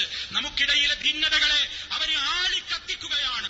നമ്മുടെ ഉദ്ഘാടന സമ്മേളനത്തിൽ പങ്കെടുത്ത ഒരു മാന്യദേഹം നമുക്കിടയിലെ ഭിന്നത മുതലെടുത്തുകൊണ്ട് ഇബ്ലീസുകളൊന്നും ജാഹിലുകളൊന്നും ശൈത്താന്മാരെന്നും എന്തു വേണമെങ്കിലും നിങ്ങൾക്ക് അവരെ വിളിക്കാം, ഞങ്ങളും നിങ്ങളോടൊപ്പമുണ്ടെന്ന് പറഞ്ഞുകൊണ്ട് പ്രോത്സാഹനം നൽകിയ ഒരു സാഹചര്യം ഇവിടെ ഉണ്ടായി. നമുക്കവരോട് വളരെ വിനയത്തോടെ പറയാനുള്ളത്, നിങ്ങൾ നിങ്ങളുടെ മേഖലകളിൽ ഒതുങ്ങി നിന്നുകൊണ്ട് മതം അത് പഠിച്ചിട്ടുള്ള പ്രമാണങ്ങളെ അറിയുന്ന പണ്ഡിതന്മാർക്ക് വിട്ടുകൊടുത്തുകൊണ്ട് മതം പഠിച്ചവര് പറയട്ടെ, ഡോക്ടർമാർ അവരുടെ ഡ്യൂട്ടി നിർവഹിക്കട്ടെ. ആ നിലക്ക് ഓരോരുത്തരും അവരവരുടേതായ മേഖലകളിൽ അവരുടേതായ വ്യക്തിമുദ്രകൾ പഠിപ്പിച്ചുകൊണ്ട് മുന്നോട്ട് പോകലായിരിക്കും അത്തരം വ്യക്തികൾക്കും എല്ലാവർക്കും നല്ലത് എന്നതാണ് മിതമായ നിലക്ക് ഒരു മുസ്ലിമിന്, മുവഹിദിന്, മുജാഹിദിന് പറയാനുള്ളത്. അതുകൊണ്ട് പ്രിയമുള്ളവരെ, നമ്മുടെ ശബ്ദം ഭിന്നിച്ചുകൂടാ, ശിർക്കിനെതിരെയുള്ള പോരാട്ടം നിന്നുകൂടാ, വിദ്അത്തുകൾക്കെതിരെയുള്ള സ്വരം ഒരിക്കലും തണുത്തുറഞ്ഞു പോയിക്കൂടാ. എന്ത് വിട്ടുവീഴ്ച ചെയ്യേണ്ടി വന്നാലും, ആരുടെ വാക്കുകളിൽ വന്ന അമിതാവേശത്താൽ ജനങ്ങളെ കണ്ടപ്പോൾ അഹന്ത തോന്നിക്കുന്ന വർത്തമാനങ്ങൾ പ്രസംഗിച്ചവരുണ്ടെങ്കിൽ അവരും തിരുത്തട്ടെ, മുഴുവൻ ആളുകളും തിരുത്തട്ടെ. നമ്മുടെ നേതാക്കളെ കുറിച്ച് വല്ലതും പറഞ്ഞുപോയെങ്കിൽ അവരോട് മാപ്പ് ചോദിക്കട്ടെ. അങ്ങനെ പരസ്പരം അറിഞ്ഞും ഇണങ്ങിയും പൊറുത്തും കൊണ്ടും കൊടുത്തും നമ്മളൊന്നാണ്. ഒരു ശത്രുവിനെയും ഇതിനിടയിലേക്ക് കടന്നു വരാൻ സമ്മതിക്കില്ലെന്ന ദൃഢമായ ബോധത്തോടെ നമ്മൾ ശക്തമായി ഏത് രൂപത്തിൽ ഈ ശിർക്കിന്റെ കോട്ടവത്തളങ്ങൾക്കെതിരിൽ ഇതുവരെ ആഞ്ഞടിച്ചുവോ ആ ആഞ്ഞടി തന്നെ തുടർന്നുകൊണ്ട് സ്നേഹമുണ്ടാക്കണേ, ബഹുമാനമുണ്ടാക്കണേ, ആദരവുണ്ടാക്കണേ എന്ന് മാത്രം വിനയത്തോടെ ഇവിടെ തടിച്ചുകൂടിയ എന്റെ പ്രിയപ്പെട്ട മുജാഹിദുകളോട് തീറുന്ന മനസ്സോടുകൂടെയാണ് ഇവിടെ നേതാക്കളും മുജാഹിദുകളും ഇരിക്കുന്നത് എന്നറിയാത്തവനല്ല ഞാൻ. സന്തോഷിക്കുന്നവരൊറ്റ മുജാഹിദുമില്ല. ഇങ്ങനെ സംഭവിച്ചല്ലോ എന്നതിൽ മനോവിഷമത്തോടുകൂടി തന്നെയാണ് നമ്മളെല്ലാവരും ഇരിക്കുന്നത്. പക്ഷേ അല്ലാഹു മഅന, അള്ളയുണ്ട് നമ്മുടെ കൂടെ. ഒരു ശക്തിക്കും നമ്മെ ഭിന്നിപ്പിക്കാൻ സാധ്യമാകാത്ത നിലക്ക് നാം ഒന്നിക്കണം. അതിനേത് വിട്ടുവീഴ്ചയുടെ അറ്റം വരെ പോകേണ്ടി വന്നാലും പടച്ചറപ്പിന്റെ സഹായം നമുക്കുണ്ടാകും. ഇദ്ദൻസുറുല്ലാഹ യൻസുറുക്കും വയുസബ്ബിതു അഖ്ദാമക്കും. നിങ്ങൾ അല്ലാഹുവിനെ സഹായിക്കുന്നുവെങ്കിൽ അവൻ നിങ്ങളെ സഹായിക്കും, നിങ്ങളുടെ പാദങ്ങൾ അവൻ ഉറപ്പിച്ചു നിർത്തും എന്ന് പറഞ്ഞിരിക്കുന്നു. ആ മുഖവിലക്കെടുത്ത് ആ വചനത്തെ നെഞ്ചേറ്റിക്കൊണ്ട് മുജാഹിദുകളെ, വഅന്നൽ മസാജിദ ലില്ലാഹ് ഫലാ തദഉ മഅല്ലാഹി അഹദാ, ആ ആദർശത്തിന്റെ പ്രഖ്യാപനത്തിൽ നമ്മുടെ ശബ്ദങ്ങൾ ഭിന്നിക്കാതെ ഒറ്റക്കെട്ടായിക്കൊണ്ട് തൗഹീദ് അചഞ്ചലമാണ് എന്ന് പറയുന്ന കുബൂരികളെ, നിങ്ങളുടെ കൈകളിൽ തൗഹീദ് ഭദ്രമല്ല, നിങ്ങളുടെ കൈകളിൽ ഉള്ളത് ശിർക്കാണ്. നിങ്ങൾ ചെയ്തുകൊണ്ടിരിക്കുന്ന മുഴുവൻ വിദഅത്തുകളും ശിർക്കിന്റെ പ്രവണതകളും നിങ്ങൾക്ക് അചഞ്ചലമായി തുടർന്നുകൊണ്ടിരിക്കുന്നുണ്ട് നിങ്ങൾ. പക്ഷേ മുജാഹിദുകളെ, തൗഹീദ് വളരെ ഭദ്രമാണെന്ന് എല്ലാവരുടെയും മുമ്പിൽ ഉറക്കെ പറയാനുള്ള ആർജവവും ഈമാനികമായ താല്പര്യവും വിട്ടുവീഴ്ചയും നമുക്കിടയിൽ ഉണ്ടായിക്കൊണ്ട് നാം മുന്നേറണമെന്ന് ഉണർത്തുകയാണ്. ഇതിന്റെ ശേഷം ഒരു കാര്യം കൂടെ ഞാൻ പറഞ്ഞു. അല്പം സമയം കൂടിയെടുത്തതിൽ നിങ്ങളോട് ക്ഷമ ചോദിക്കുന്നു. എനിക്ക് നിശ്ചയിക്കപ്പെട്ട സമയം കഴിഞ്ഞ് ഒരല്പനേരം എടുത്തതിൽ പോലും അതൊരു തെറ്റായി പോയോ എന്ന് തോന്നിയത് കൊണ്ടാണ് ഞാൻ എന്റെ നേതൃത്വത്തോടക്കം വന്ന് ക്ഷമ ചോദിച്ചത്. അങ്ങനെ പ്രസംഗം കഴിഞ്ഞു. ഞാൻ നടന്നു പോകുമ്പോൾ ബഹുമാന്യനായ എ പി അബ്ദുൽ ഖാദർ മൗലവി മുൻനിരയിലിരിക്കുന്നു. അദ്ദേഹത്തിന്റെ ബാക്കിലൂടെ ഞാൻ കടന്നു പോകുന്നു. അദ്ദേഹം പിന്നിലൂടെ ഇങ്ങനെ കൈവിട്ടെന്നെ മാടി വിളിച്ചു. എനിക്ക് കൈ തന്നു, സലാം പറഞ്ഞു. തൊട്ടടുത്തിരിക്കുന്നു ബഹുമാന്യനായ TP. അദ്ദേഹത്തിനും ഞാൻ കൈ കൊടുത്തു. ഞാൻ എന്റെ ഇരിപ്പിടത്തിൽ പോയിരുന്നു. എന്റെ മനസ്സിലുള്ള പ്രതീക്ഷ, എന്റെ മനസ്സിലുള്ള ഒരാഗ്രഹം, അല്ലാഹുവേ നിന്റെ വജ്ഹ് ഉദ്ദേശിച്ചുകൊണ്ട് ആയിരക്കണക്കിന് മുജാഹിദുകളുടെ മനസ്സിലുള്ള ഒരു മോഹം ഞാനിവിടെ പറഞ്ഞിരിക്കുന്നു. അല്ലാഹ് ഇത് ജനങ്ങൾ സ്വീകരിക്കും, ഇത് നേതാക്കൾ സ്വീകരിക്കും എന്ന ഒരു വലിയ പ്രതീക്ഷയിൽ ഞാൻ കാത്തിരിക്കുമ്പോഴാണ് തുടർന്നുകൊണ്ടുള്ള സംഭവവികാസങ്ങളൊക്കെ നടക്കുന്നത്. പിന്നീട് എന്റെ ശേഷം സംസാരിച്ച ആളുകൾ അവരുടെ പല പ്രഭാഷണങ്ങളും സംസാരങ്ങളിലും പല രൂപത്തിലുള്ള വാക്കുകളും കടന്നു വന്നിട്ടുണ്ട്. ഞാൻ ആരെയും കുറ്റപ്പെടുത്തുകയല്ല. ഐക്യത്തിന് വേണ്ടിയുള്ള ഒരാഹ്വാനം, നമ്മൾ ഒന്നിക്കണം എന്ന് പറയുന്ന ഒരാഹ്വാനം, അതൊക്കെ പറയാൻ, ആ രൂപത്തിലുള്ള കാര്യങ്ങൾ പറയുന്നത് അത് തൗഹീദിലുള്ള അഴകുഴമ്പൻ നയമാണ് എന്നാണ് എനിക്കവിടെ നിന്ന് കേൾക്കാൻ സാധിച്ചത്. അഴകുഴമ്പൻ തൗഹീദുമായി കൊണ്ട് നടക്കുന്ന ആളുകൾക്ക് വേറെ വേദി നോക്കാം. ഇത്തരം വേദികളിൽ വെച്ച് അത്തരം തെറ്റിദ്ധാരണാജനകമായ കാര്യങ്ങൾ പറയാൻ അനുവദിക്കുകയില്ല. ശിർക്കെന്ന് പറയുന്നവരും ശിർക്കല്ലെന്ന് പറയുന്നവരും തമ്മിൽ ഒന്നിച്ചൊരു സ്നേഹവും വേണ്ട എന്ന മറുപടിയാണ് കിട്ടിയത്. പ്രിയമുള്ളവരെ, ആദരവോടുകൂടെ പറയട്ടെ, ഞാനൊരിക്കലും ഒരു വിഷയത്തിലേക്ക് ഞാൻ പ്രവേശിച്ചിട്ടില്ല. ഞാൻ അവിടെ നമ്മുടെ തർക്കത്തിലിരിക്കുന്ന ഹദീസിൽ യാ ഇബാദല്ലാഹ് അഈനൂനി എന്ന വിഷയത്തെ സംബന്ധിച്ച് ഞാനൊരു അഭിപ്രായം പറഞ്ഞിട്ടില്ല. ആ ഹദീസ് അങ്ങേയറ്റം ദുർബലമാണെന്ന് ഞാൻ എന്റെ പ്രസംഗത്തിൽ പറഞ്ഞിട്ടുണ്ട്. ആ ഹദീസ് വിഷയമാക്കിയവർ നമ്മളല്ല. ആ ഹദീസ് അല്ലാഹുവല്ലാത്തവരെ വിളിച്ചു പ്രാർത്ഥിക്കുവാൻ ഞങ്ങളുടെ കൈകളിൽ രേഖയുണ്ട് മുജാഹിദുകളെ എന്ന് പറഞ്ഞുകൊണ്ട് കുബൂരികൾ എല്ലാ കാലഘട്ടത്തിലും കൊണ്ടു നടക്കുന്ന ഒരു ദുർബലമായ ഹദീസാണ്. ആ ഹദീസിന് മുസ്ലിം ലോകത്ത് ഇന്നേ വരെയുള്ള പണ്ഡിതന്മാർ നാം ഒന്നിച്ചു നൽകിയ ഒരു മറുപടിയുണ്ട്. ആ മറുപടിയിൽ തന്നെ നമ്മൾ ഒതുങ്ങി നിൽക്കണം. അതല്ല, ആ മറുപടി മുഖേന അപകടങ്ങൾ വരാനുണ്ടെങ്കിൽ ആ വാദത്തെയും മുഖവിലക്കെടുക്കണം. മുഖവിലക്കെടുത്തിട്ട് നാം എന്ത് ചെയ്യണം? ചർച്ചകൾ തുടരണം. വിദേശ രാജ്യങ്ങളിൽ നമ്മെ ഉറ്റുനോക്കുന്ന, നമ്മെ സ്നേഹിക്കുന്ന നാം സ്നേഹിക്കുന്ന, നമ്മെ ആദരിക്കുന്ന നാം ആദരിക്കുന്ന അറബ് ലോകത്തുള്ള പണ്ഡിത സഭകൾ നമ്മുടെ കാര്യത്തിൽ ആശങ്കാകുലരാണ്. അവർ പലപ്പോഴും ചോദിക്കാറുണ്ട്, നിങ്ങളുടെ വിഷയങ്ങളിൽ ഒരു തീർപ്പ് കൽപ്പിച്ചുകൂടെ? നിങ്ങൾക്കിത് പൊതുജനമധ്യത്തിൽ നിന്ന് ഈ ചർച്ചകൾ മാറ്റിവെച്ചുകൊണ്ട് ഒരു പണ്ഡിത സഭയുടെ മുമ്പിൽ വന്ന് ചർച്ച ചെയ്തുകൂടെ എന്നവർ ചോദിക്കാറുണ്ട്. അപ്പോഴും ഞാൻ അവിടെ വെച്ച് പറഞ്ഞിട്ടുണ്ട്, പ്രിയമുള്ളവരെ, നിങ്ങൾ കേട്ടു, നമ്മുടെ ആദർശം ഗൾഫ് സലഫി പണ്ഡിതന്മാരുടെ മുമ്പിൽ പോയി അടിയറ വെക്കണം എന്ന് തെറ്റിദ്ധരിക്കരുതേ. അവര് പറയുന്നത് അണ്ണാക്ക് തൊടാതെ വിഴുങ്ങണം എന്ന് പറയരുതേ. അതാണ് ഞാൻ പറഞ്ഞതെന്ന് കരുതരുതേ എന്ന നിലക്ക് ഈ ഉള്ളവൻ അവിടെ വെച്ച് പറഞ്ഞിട്ടുണ്ട്. മറിച്ചെന്താണ്? നമ്മൾ രണ്ടു കൂട്ടരും പോകണം. ഒരു കൂട്ടർ പോയാൽ ഒരു കൂട്ടരുടെ വാദം കേൾക്കുമ്പോ ചിലപ്പോ ഈ നാട്ടിന്റെ സ്ഥിതിഗതികൾ അറിയാതെ ഫത്വകൾ വിഭിന്നമായി പോവുകയാണ്. അതുകൊണ്ട് നമ്മുടെ തർക്കത്തിന്റെ മർമ്മം എന്താണെന്ന് അവരുടെ മുമ്പിൽ വെച്ച് രണ്ടു കൂട്ടരും പറയുമ്പോൾ, അതും പ്രമാണങ്ങൾ ഉദ്ധരിച്ചുകൊണ്ട് പറയുമ്പോൾ, ആ പണ്ഡിതന്മാർ വലിയ വലിയ ആലിമീങ്ങൾ അവരും പഠിച്ചത് പ്രമാണങ്ങൾ ഉദ്ധരിച്ചുകൊണ്ട് അവരും നമ്മെ കേൾപ്പിക്കുമല്ലോ. അപ്പോൾ നമുക്കൊരു തീരുമാനത്തിൽ എത്താൻ കഴിയില്ലേ? എത്താൻ കഴിയുമെന്നതാണ് എന്റെ പ്രതീക്ഷ എന്നെന്റെ പൊന്നു നേതാക്കളോട് ഞാൻ പറഞ്ഞു, മുജാഹിദുകളോട് ഞാൻ പറഞ്ഞു. ഇത് ഞാൻ പറഞ്ഞത് അത് തൗഹീദിൽ അഴകുഴമ്പൻ നയം സ്വീകരിക്കലായി എന്ന് എനിക്കിന്ന് വരെ തോന്നിയിട്ടില്ല. പ്രിയമുള്ളവരെ, ഞാൻ ഒരിക്കലും അതൊരു പക്ഷം ചേർന്ന് പറഞ്ഞതല്ല. എല്ലാ വിഭാഗത്തോടും ഞാൻ പറഞ്ഞു. ആരെങ്കിലും നേതാക്കളോട് അപമര്യാദയായി സംസാരിച്ചെങ്കിൽ നേതൃത്വത്തോട് പോയി മാപ്പ് പറയട്ടെ എന്ന് പോലും ഞാൻ പ്രയോഗിച്ചു. ഒരു കക്ഷിയുടെയും ആളല്ലാതെ അതേ ഈ സമൂഹം ഒരിക്കലും തമ്മിലടിച്ചുകൂടാ, നാം ഭിന്നിച്ചുകൂടാ എന്ന സർവ്വ മുജാഹിദുകളുടെയും നീറുന്ന മനസ്സിന്റെ ഒരാഗ്രഹം അത് പറഞ്ഞു എന്നതല്ലാതെ ഞാൻ സദസ്സിൽ പ്രകോപനമുണ്ടാക്കിയിട്ടില്ല. പക്ഷേ ആ സംസാരത്തിന്റെ ശേഷം പിന്നെ ഞാൻ അറിഞ്ഞത് നിങ്ങൾ വെൽ പ്ലാൻഡ് ആണ്. നിങ്ങൾ വളരെ ആസൂത്രിതമായി ഇവിടെ വന്നയാളാണ്. നിങ്ങൾക്കിവിടെ വിളിക്കാൻ എന്താണ് അധികാരം? നിങ്ങൾക്കിവിടെ വരാൻ എന്താണ് അധികാരം? നിങ്ങൾ വിളിച്ചിട്ട് വന്നവരല്ലല്ലോ എന്ന് UAE-യിലുള്ള എന്റെ ഒരു സ്നേഹിതൻ വരെ എന്നോട് പറയുകയുണ്ടായി. ആ രൂപത്തിൽ പല രൂപത്തിലുള്ള സംസാരങ്ങളും പിന്നെ സ്റ്റേജിൽ വെച്ചും ശേഷം പിന്നീടുള്ള സ്ഥലത്ത് വെച്ചും നടന്നിട്ടുണ്ട്. പക്ഷേ ഒരു കാര്യം എന്റെ സഹോദരങ്ങളോട് ഞാൻ ഈ വേദിയിൽ ചുറക്കെ പറയാൻ ആഗ്രഹിക്കുകയാണ്. പിന്നീടുണ്ടായ ഏതാനും മണിക്കൂറുകൾ എന്നെ ശാരീരികമായി പീഡിപ്പിച്ചു എന്ന ഒരു പ്രചരണം, ഒരു ഊഹം എങ്ങനെയോ നടക്കുന്നു. വസ്തുതയില്ല പ്രിയമുള്ളവരെ, ശാരീരികമായി ആരും എന്നെ പീഡിപ്പിച്ചിട്ടില്ല, ശാരീരികമായി ആരും എന്നെ തൊട്ടിട്ടില്ല. ആ നിലക്കുള്ള ഒരു വികാരപ്രകടനങ്ങളും എന്റെ നേരെ ശാരീരികമായി ഉണ്ടായിട്ടില്ല. മാത്രമല്ല, അതിരുകവിഞ്ഞ സംസാരങ്ങൾ പലരിൽ നിന്നും ഉണ്ടാകുമ്പോൾ പോലും പലരും ഇടപെട്ട് അതിനെ തടുക്കുകയാണ് ഉണ്ടായിട്ടുള്ളത്. വികാരപ്രകടനങ്ങളില്ല എന്നല്ല ഞാൻ പറഞ്ഞു വരുന്നത്, ഉണ്ടായിട്ടുണ്ടാകും, സ്വാഭാവികമാണ്, അതിൽ സംശയമില്ല. മാത്രമല്ല, എനിക്കേറെ എന്റെ ജ്യേഷ്ഠതുല്യം ഞാൻ ഇടപെടുന്ന ഒരു ഖാദിർ ഹാജിയുണ്ട്. അദ്ദേഹത്തിന്റെ പേരെടുത്തുകൊണ്ട് ഞാൻ പറയാൻ കാരണം, അദ്ദേഹത്തെ ചുറ്റിപ്പറ്റിക്കൊണ്ട് ചില സംസാരങ്ങൾ പലയിടത്തു നിന്നും ഊഹങ്ങൾ പ്രചരിക്കുന്നു എന്ന് കേൾക്കുന്നത് കൊണ്ട് പറയുകയാണ്. അദ്ദേഹം എന്നെ ശാരീരികമായി ഒന്നും ചെയ്തിട്ടില്ല, എന്നെ പീഡിപ്പിച്ചിട്ടില്ല, എനിക്ക് നേരെ ആ നിലക്കുള്ളൊരു പെരുമാറ്റവും ഉണ്ടായിട്ടില്ല.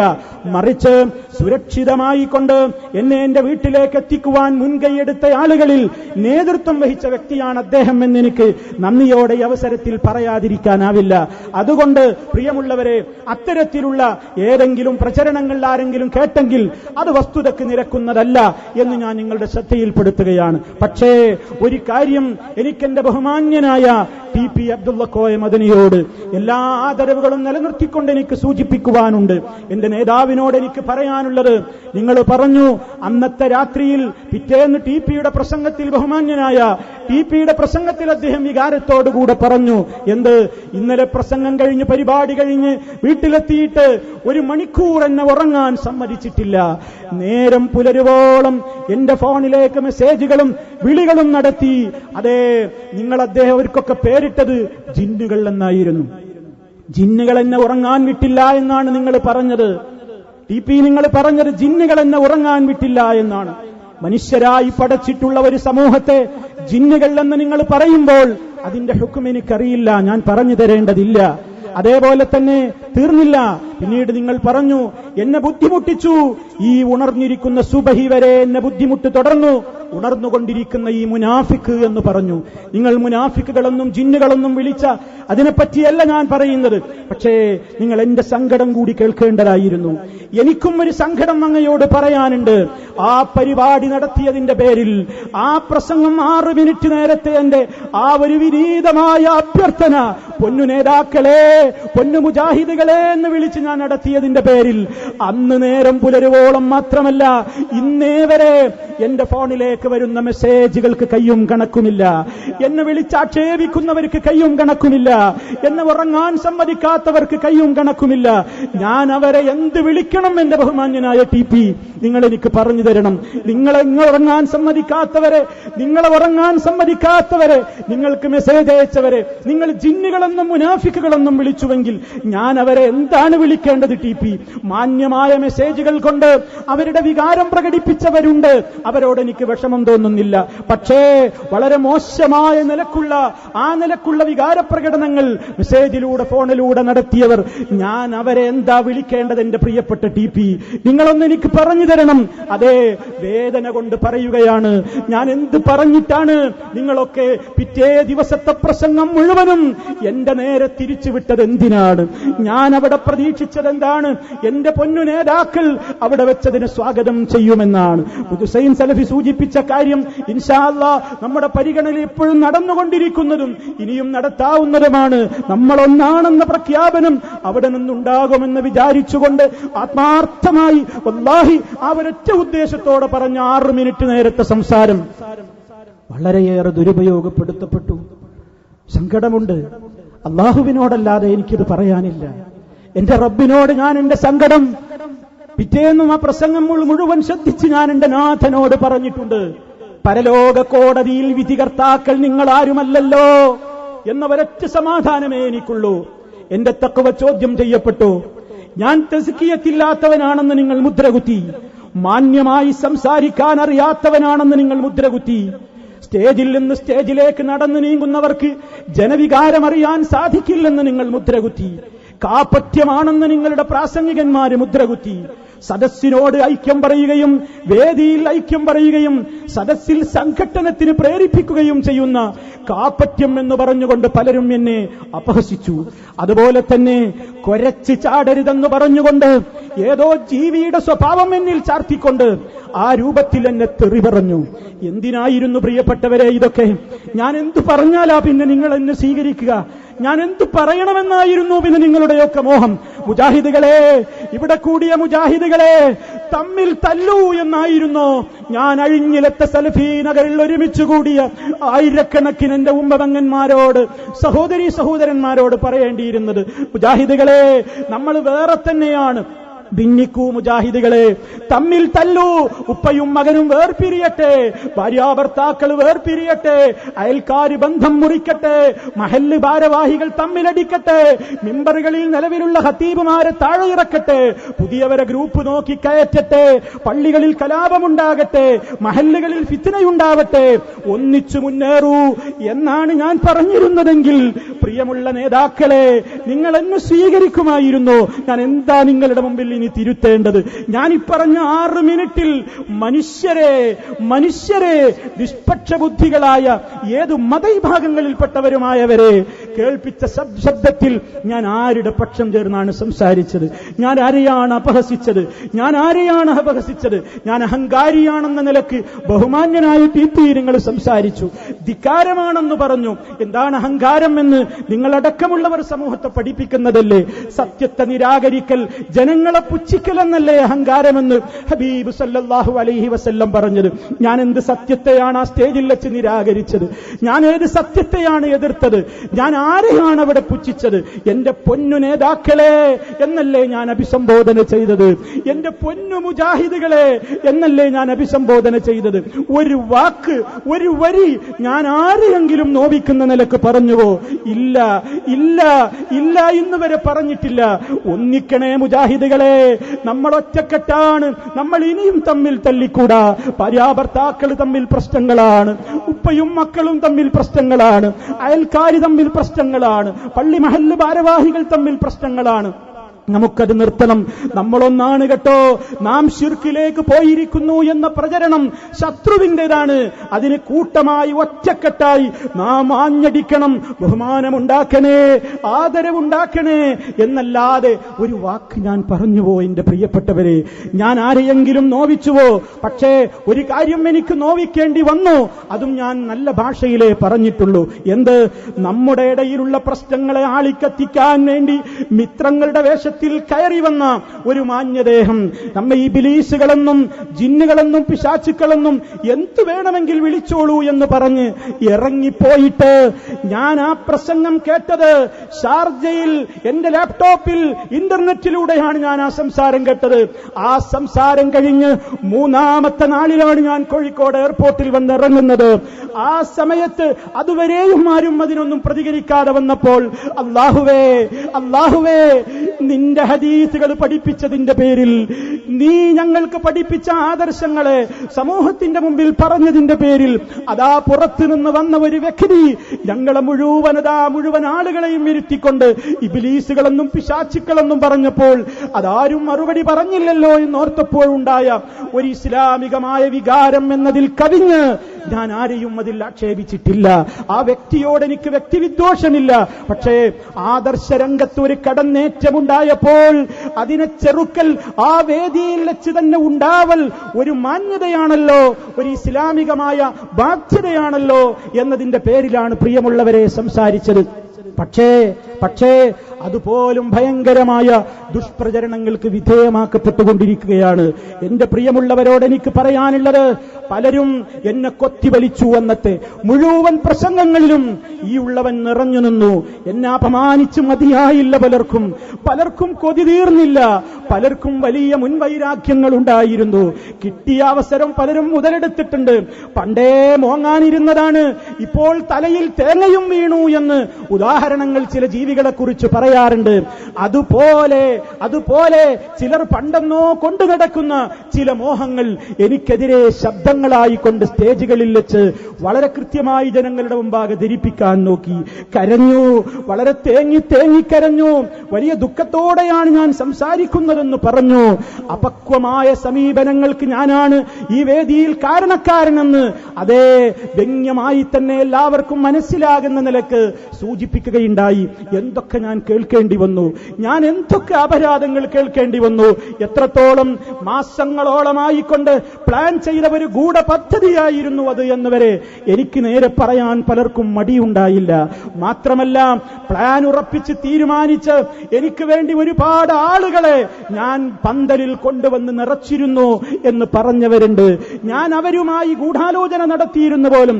എന്റെ പ്രസംഗം കേട്ടാൽ നിങ്ങൾ ജയ് വിളിക്കണം, നിങ്ങൾ ഹായ് പറയണം, നിങ്ങൾ തക്ബീർ ചൊല്ലണം, എന്റെ പ്രസംഗം അവസാനിച്ചാൽ നിങ്ങളൊന്നാകെ എഴുന്നേറ്റ് പോകണമെന്ന മുൻ ധാരണയും ആ അടിസ്ഥാനത്തിലുള്ള പദ്ധതികളുമായി കൊണ്ടാണ് നിങ്ങൾ വന്നിരിക്കുന്നത്. ഒരു വേള ഒരാൾ പറഞ്ഞത്, നിങ്ങളിവിടെ എന്ത് സംസാരിക്കും എന്നതുവരെ ഞങ്ങൾക്ക് 2-3 ദിവസം മുമ്പ് റിപ്പോർട്ടുണ്ട് എന്നാണ്. അത്രത്തോളം ഗൈബറിയുന്ന നേതാക്കന്മാര് പോലും UAE-യിലൊക്കെ ഉണ്ട് എന്ന് കേട്ടപ്പോൾ വല്ലാത്തൊരനുഭവമായിരുന്നു അതൊക്കെ. ആ നിലക്കൊക്കെ അത്രത്തോളം ആ നിലക്ക് സമൂഹത്തിന്റെ മുമ്പിൽ അപഹസിച്ചു. സ്റ്റേജുകളിൽ വെച്ച് ഇനി പറയാനൊന്നും ബാക്കിയില്ല, അത്രത്തോളം പറഞ്ഞു. അതിന് മാത്രം എന്താ അപരാധമാണ് പ്രിയപ്പെട്ട നേതാക്കളെ ഞാൻ നിങ്ങളോട് ചെയ്തത്? ഞാൻ ഈ സമൂഹത്തിന്റെ മുമ്പിൽ എന്ത് അപരാധമാണ് ഞാൻ ചെയ്തത്? എത്രത്തോളം പലരും എനിക്ക് എന്റെ തഖ്വ ചോദ്യം ചെയ്തു എന്ന് പറഞ്ഞില്ലേ?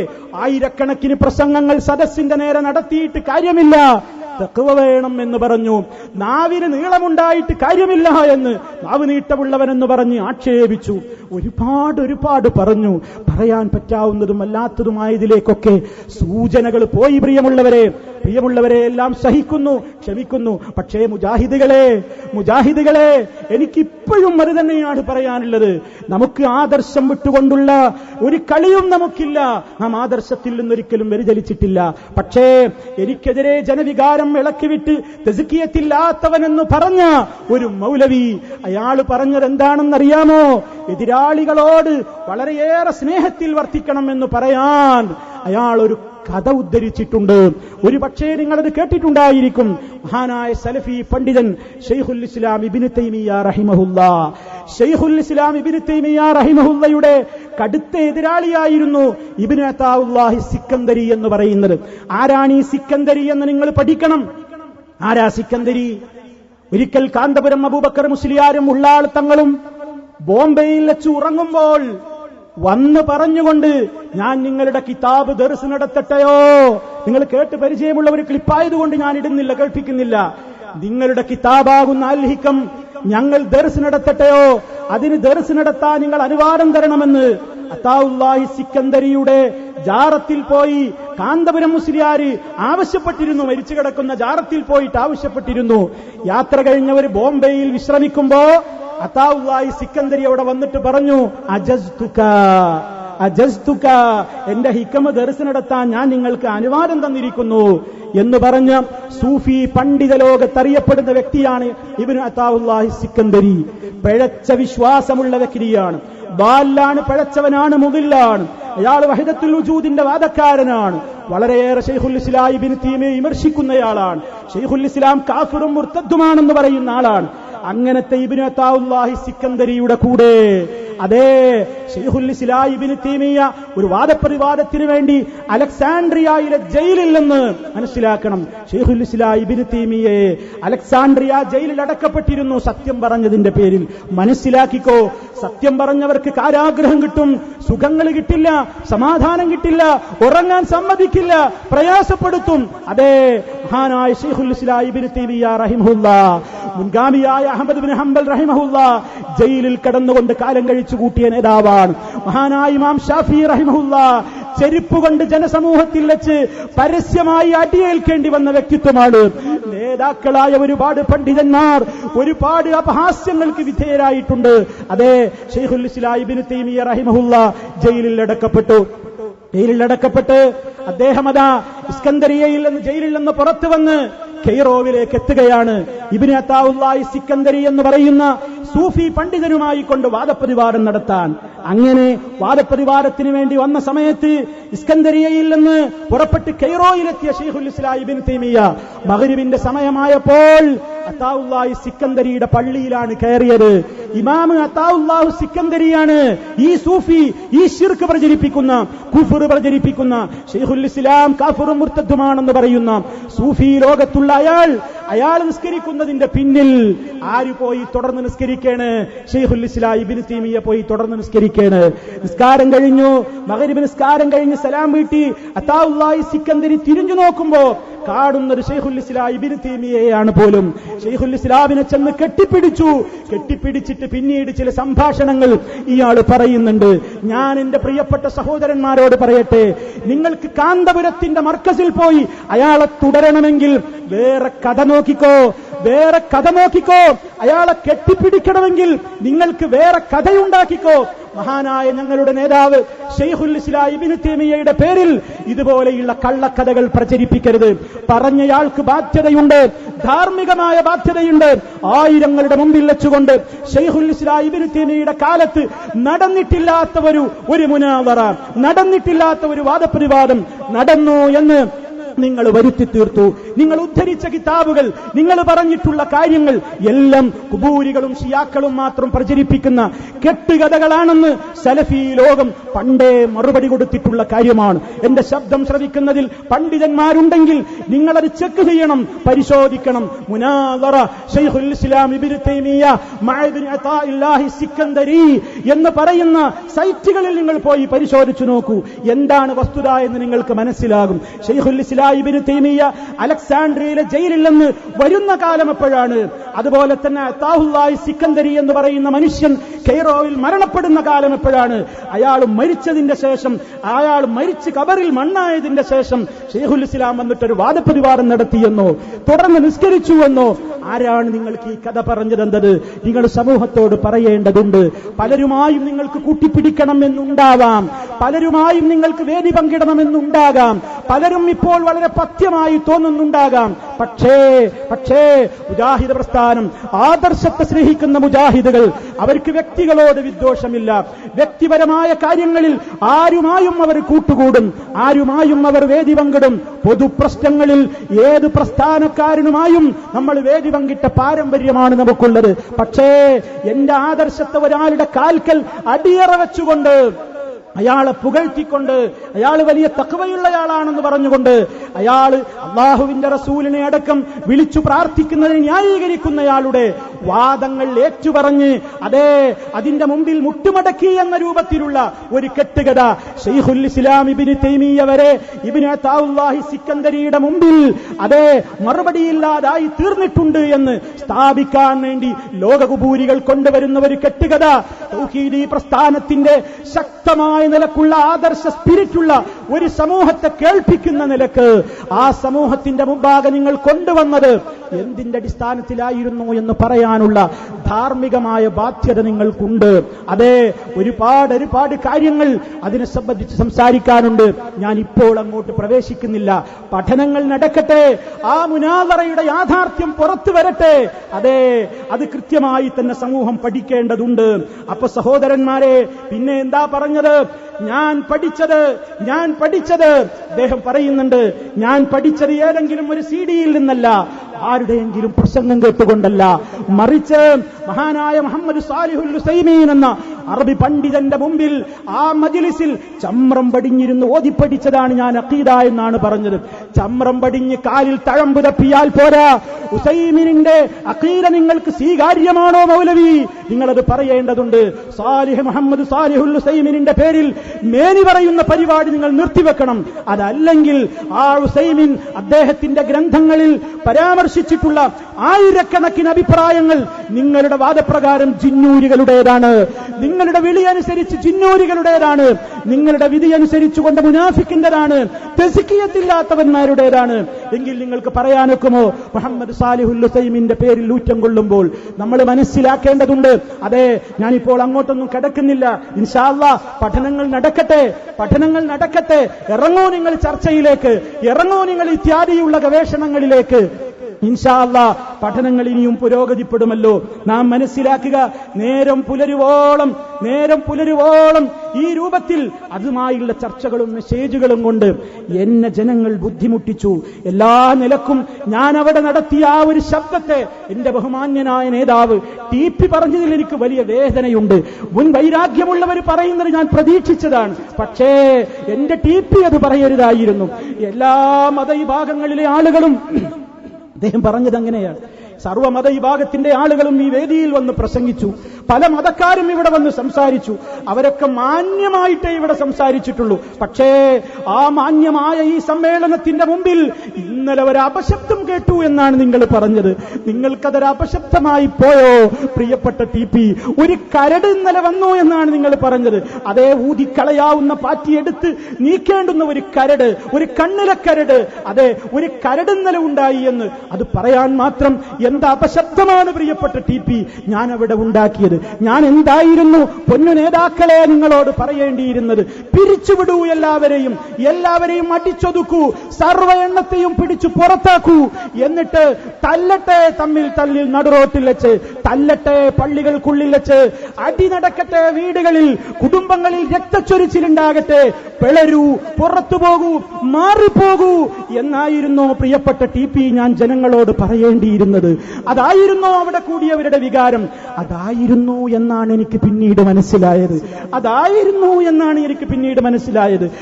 എനിക്കറിയില്ലായിരുന്നു. സത്യം പറയട്ടെ, എന്റെ ശബ്ദം ശ്രവിക്കുന്നവരെ, അള്ളാഹുവിന് സാക്ഷി നിർത്തി ഞാൻ പറയട്ടെ, ആ പ്രസംഗങ്ങൾ നടത്തുമ്പോഴല്ലാതെ എനിക്കൊരിക്കലും മനസ്സിലായിട്ടില്ല ഈ സമ്മേളനത്തോടുകൂടി നമ്മൾ ഒന്നാകും എന്ന ഒരു വലിയ പ്രതീക്ഷയിലായിരുന്നു ഞാൻ ഉണ്ടായിരുന്നത്. ഈ സമ്മേളനത്തോടെ നമ്മൾ ഒന്നാകും, അതിനുശേഷമുള്ള ചർച്ചകൾ ആ നിലക്ക് നീങ്ങും എന്ന പ്രതീക്ഷയോടുകൂടെയാണ് ഞാൻ സംസാരിച്ചത്. പക്ഷേ പിന്നീടുണ്ടായ പ്രതികരണങ്ങളിൽ നിന്ന് ഇതൊരു അപശബ്ദമാണെന്ന് എനിക്കും ബോധ്യമായി. എന്റെ ശബ്ദം അപശബ്ദമായതെങ്ങനെയാണ്? എന്റെ ശബ്ദം കരടായി പോയതെങ്ങനെയാണ്? പ്രിയമുള്ളവരെ, ആ സമ്മേളനത്തോടുകൂടി മുജാഹിദ് കേരളത്തെ വെട്ടിമുറിക്കാൻ നമ്മുടെ നേതൃത്വം തീരുമാനിച്ചിരുന്നു എന്നാണ് എനിക്ക് പിന്നീടുള്ള പ്രതികരണങ്ങൾ മനസ്സിലായത്. ഞാൻ കൂടി പിടിച്ചുകൊടുത്ത് മുജാഹിദ് പ്രസ്ഥാനം ആറ്റുതോറ്റ് വളർത്തിയുണ്ടാക്കിയ ഈ സംഘടനയെ അറുക്കാനുള്ള ഒരു തീരുമാനത്തിന് ഞാൻ കൂടി നിന്നുകൊടുക്കേണ്ട ഒരവസരത്തിൽ കത്തി നീട്ടി ഞാൻ കൂടി പിടിച്ച് സഹകരിക്കേണ്ട ഒരു നേരത്ത് അരുതേ, ഇതിനെ കൊല്ലരുതേ, ഇതിനെ തളർത്തരുതേ, ഇതിനെ പിളർത്തരുതേ, ഇതിനെ വെട്ടിമുറിക്കരുതേ എന്നത് അത്തരത്തിൽ തീരുമാനം മുമ്പേ എടുത്തിട്ടുള്ള ആളുകളുടെ മുമ്പിൽ അതൊരു അപശബ്ദം തന്നെ ആയിരിക്കുമല്ലോ. അതേ സംഭവിച്ചിട്ടുള്ളൂ. അതാണ് ഇവിടെ സംഭവിച്ചത്. അങ്ങനെ ഒരു തീരുമാനം അവർക്കുണ്ടായിരുന്നു എന്നത് എനിക്കിപ്പോഴാണ് ഞാനത് മനസ്സിലാകുന്നത്. സത്യം എനിക്കറിയില്ലായിരുന്നു. ഈ സമ്മേളനത്തോട് അങ്ങനെ ഒരു തീരുമാനം വരും, ഇത് രണ്ടാകുമെന്നൊരു തീരുമാനം ഞാൻ ഒരിക്കലും വിചാരിച്ചിട്ടില്ല. സഹോദരങ്ങളെ, ആ ഒരു പ്രത്യേകമായ ധാർമ്മികമായ വേദനയിൽ നിന്നുകൊണ്ട് മാത്രമേ ഞാൻ സംസാരിച്ചിട്ടുള്ളൂ. ഇപ്പോഴും എനിക്കതേ പറയാനുള്ളൂ. എനിക്കതിലപ്പുറം ഒന്നും പറയാനില്ല. എനിക്ക് മാന്യതയില്ല എന്ന് പറഞ്ഞു, എനിക്കതിൽ പ്രയാസമൊന്നുമില്ല. വ്യക്തിപരമായി നിങ്ങൾ എന്താക്ഷേപിച്ചാലും എനിക്ക് പ്രയാസമില്ല. എന്റെ സങ്കടങ്ങൾ സൃഷ്ടികളോടല്ലല്ലോ, ജിന്നിനോടല്ലല്ലോ, മലക്കിനോടല്ലല്ലോ, മഹാത്മാക്കളോടല്ലല്ലോ, എന്റെ നാഥനോട് ഞാൻ കേസ് കൊടുത്തിട്ടുണ്ട്. അവന്റെ കോടതിയിൽ വെച്ചതിന് തീർപ്പുണ്ടാകും. പരലോക കോടതിയിൽ എനിക്ക് തഖ്വയില്ലെന്ന് പറഞ്ഞവരോ, എനിക്ക് മാന്യതയില്ലെന്ന് പറഞ്ഞവരോ, എന്റേത് അപശബ്ദമാണെന്ന് പറഞ്ഞവരോ അല്ലല്ലോ ഖാദിമാരായി വരിക. പരലോക കോടതിയിലെ ജഡ്ജിമാർ അവിടെ ആരുമല്ലല്ലോ, അവിടെ മാലിക് യൗമിദ്ദീൻ, സർവലോക പരിപാലകനായ റബ്ബാണല്ലോ അന്നത്തെ ഉടമ. ആ നാഥനിൽ ഞാൻ പ്രതീക്ഷയർപ്പിക്കുന്നുണ്ട്. എന്റെ മനോവേദന അവനാണ് അറിയുന്നവൻ, എന്റെ നിയ്യത്ത് അവനാണ് അറിയുന്നവൻ. എന്റെ ശബ്ദം ശ്രവിക്കുന്ന പ്രിയപ്പെട്ട മുജാഹിദുകളെ, മുജാഹിദ് ഉമ്മമാരെ, പെങ്ങന്മാരെ, ഇനിയും ഞാൻ പറയുകയാണ്, ഇനിയും ഈ ഉള്ളവൻ ശ്രമിക്കും. എന്തിനു വേണ്ടി? ആര് നിങ്ങൾക്കെതിരെ എന്ത് തന്നെ പ്രകോപനം ഉണ്ടാക്കിയാലും നിങ്ങൾ പ്രകോപിതരാവരുത്. നാം പ്രകോപിതരാവണം എന്ന് ആരൊക്കെയോ നോറ്റ് നടക്കുന്നു എന്ന് തോന്നിപ്പോകുന്നു. പ്രകോപിതരാവരുത്. നമ്മൾ മുജാഹിദുകളാണ്. നമ്മുടെ കയ്യിൽ ആദർശമുണ്ട്. ആദർശ രംഗത്ത് നിങ്ങൾക്കൊന്നായി മുന്നേറാൻ ഇനിയും കഴിയില്ലേ? കഴിയണം. ആരെയും ചീത്ത പറയരുത്. ആരോടും വ്യക്തിവിദ്വേഷം നമുക്കില്ല. ഈ വിഷയത്തിൽ ഇനിയും ചർച്ചകൾ നടക്കട്ടെ. എന്താണ് വിഷയമെന്ന് ആളുകൾ പഠിക്കട്ടെ. നാം വളരെ ഗൗരവത്തോടുകൂടെ മുന്നേറേണ്ടതുണ്ട്. ഒരിക്കലും നമ്മുടെ മനസ്സിലൊരു വേദന തോന്നരുത്. ഏതർത്ഥത്തിൽ ഇങ്ങനെയായി പോയല്ലോ, ഇനി എന്ത് ചെയ്യാം, ഇനി എന്ത് ചെയ്യാൻ സാധിക്കും, എല്ലാം കയ്യിലാക്കിയിട്ട് ഞങ്ങളെ പെരുവഴിയിലേക്ക് ഇറക്കിവിട്ടല്ലോ എന്ന് ഒരൊറ്റ ഉമ്മപെങ്ങന്മാർക്കും മുജാഹിദുകൾക്കും തോന്നിപ്പോകരുത്.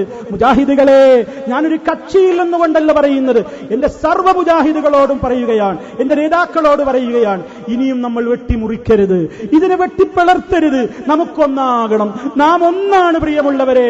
എത്ര കാലം നമ്മൾ നമ്മുടെ പൊതുശത്രുവിനെതിരെ പ്രമാണങ്ങൾ ഉദ്ധരിച്ചുകൊണ്ട് ആഞ്ഞടിച്ചുവോ, ആ അധ്യാപനങ്ങൾക്ക് വിരുദ്ധമായത് നമ്മുടെ കയ്യിൽ ഉണ്ടെങ്കിൽ അത് പ്രമാണങ്ങൾ കൊണ്ട് ഇനിയും ചർച്ചകളിലൂടെ തെളിയിക്കപ്പെട്ട് തെറ്റുകൾ വന്നവർ തിരുത്തട്ടെ, പശ്ചാത്തപിക്കട്ടെ. അതല്ലാതെ ചർച്ചയുടെ കവാടങ്ങൾ നിങ്ങൾ ദയവായി ഇനിയും കൊട്ടിയടക്കരുത് നേതാക്കളെ. ഇപ്പോഴും എനിക്കതാണ് വിനയത്തോട് പറയാനുള്ളത്. ഈ ശബ്ദത്തിന് ഒരു വിലയും കൽപ്പിക്കില്ല എന്ന് എനിക്കറിയാം. ഒരു പക്ഷേ എന്നാലും എന്റെ ആഗ്രഹം, ഞാൻ എന്റെ 10,000 ഇവിടെ തടിച്ചുകൂടിയ, ഈ കടപ്പുറത്ത് തടിച്ചുകൂടിയ പാരാവാരം പോലെ പരന്നു കിടക്കുന്ന ഈ ജനസഞ്ചയത്തോട് നിങ്ങളുടെ വിനീതനായ നിങ്ങളുടെ ഒരു കൂട്ടുകാരൻ മനസ്സിന്റെ വേദന ഇവിടെ വെച്ചും പങ്കുവെക്കുന്നു. മുജാഹിദുകളെ തമ്മിൽ തല്ലരുത്, മുജാഹിദുകളെ പിരിയരുത്, മുജാഹിദുകളെ ബാപ്പയോടും ഉമ്മയോടും വെറുക്കരുത്, മുജാഹിദ് മാതാപിതാക്കളെ മക്കളോട് നിങ്ങൾ വെറുക്കരുത്. നിങ്ങൾ വിഷയത്തിന്റെ ഗൗരവം അറിഞ്ഞിട്ടില്ല, നിങ്ങൾ വിഷയം ശരിക്കും മനസ്സിലാക്കിയിട്ടില്ല. അത് പഠിക്കാനുള്ള ഏർപ്പാട് ചെയ്യണേ എന്നാണ് നിങ്ങൾക്കെല്ലാവർക്കും വേണ്ടി. നിങ്ങൾ ആരും എന്നോട് സമ്മേളനത്തിൽ നിങ്ങൾ പറയണമെന്ന് പറഞ്ഞിട്ടല്ലാതെ പോലും ഞാൻ എന്റെ വികാരം പ്രകടിപ്പിച്ചത്. നിങ്ങളത് ഉൾക്കൊള്ളണേ എന്നാണ് എനിക്ക് പറയാനുള്ളത്. ദഅവത്ത് ഏത് കാലഘട്ടത്തിലും പ്രയാസങ്ങളിലൂടെ മാത്രമേ കടന്നുപോയിട്ടുള്ളൂ. ഇസ്ലാമിക പ്രബോധനം എന്ന് പറയുന്നത് ആരും നമ്മെ പൂമാലയിട്ട് സ്വീകരിക്കുകയില്ല. പ്രവാചകന്മാർക്കുണ്ടായ അനുഭവങ്ങൾ ഒറ്റക്ക് പോരാടിയിട്ടുണ്ട്. നിങ്ങൾ മനസ്സിലാക്കണം. ഖലീലുല്ലാഹി ഇബ്രാഹിം അലൈഹിസ്സലാം ബാപ്പ വീട്ടിൽ നിന്ന് പുറത്താക്കുമ്പോ പോടാ പുറത്ത് എന്ന് പറഞ്ഞുകൊണ്ട് പടിയടച്ച് പിണ്ടം വെക്കുമ്പോ പിരിച്ചുവിട്ട് നടുറോട്ടിലേക്ക് ഇബ്രാഹിം എന്ന ധീരമുജാഹിദിനെ, ആ ചെറുപ്പക്കാരനെ, ആ യുവാവിനെ തെരുവിലേക്ക് ഇറക്കുമ്പോൾ ഇബ്രാഹിം നബി അലൈഹി സ്വലാത്തു വസ്സലാം ചിന്തിച്ചിട്ടില്ല, ഇനി ഞാൻ എന്ത് ചെയ്യും? എനിക്കാകെ കൂടാനുള്ള ഒരു കേന്ദ്രം എന്റെ ഉപ്പയുടെ വീടാണ്. എനിക്കൊരു കേന്ദ്രമില്ല, എനിക്ക് കൂടിച്ചെല്ലാനൊരു സ്ഥാപനമില്ല, എനിക്ക് കൂടിയിരുന്ന് ചർച്ച ചെയ്യാനൊരു വേദിയില്ല. ഞാൻ പെരുവഴിയിലായല്ലോ. ഇബ്രാഹിം അലൈഹിസ്സലാം ഭയപ്പെട്ടിട്ടില്ല. പെരുവഴിയിലല്ല മക്കളെ, പെരുവഴിയിലല്ല.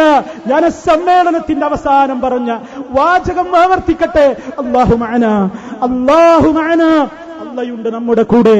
തളരരുത്, പതറരുത് മുജാഹിദുകളെ, തളരരുത് മുജാഹിദുകളെ, ദുഃഖിക്കരുത് മുജാഹിദുകളെ. വലാ തഹിനു വലാ തഹ്സനു. നിങ്ങൾ ദുഃഖിക്കരുത്, നിങ്ങൾ പീഡിതരാവരുത്, നിങ്ങൾ പീഡിതരാണെന്ന് തോന്നരുത്, നിങ്ങൾക്ക് നിന്ദ്യതയുണ്ടെന്ന് നിങ്ങൾക്ക് തോന്നരുത്. വഅൻതുമുൽ അഅലൗൻ. നിങ്ങളാണ് ഉന്നതന്മാർ, നിങ്ങളാണ് ഉന്നതന്മാർ. ഇൻ കുന്തും മുഅ്മിനീൻ.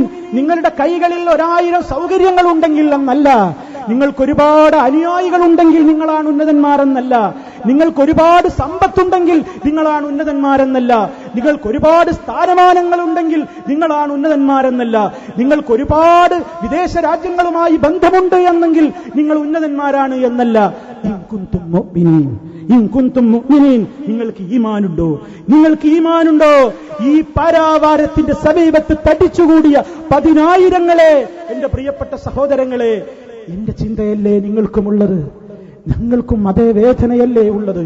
നമ്മൾ പിരിയണോ? ശബ്ദിക്കൂ മുജാഹിദുകളെ, നമ്മൾ പിരിയണോ? പിരിയണോ മുജാഹിദുകളെ? ഒരിക്കലും പിരിയരുത്, ആർക്കും വകവെച്ചു കൊടുക്കരുത്.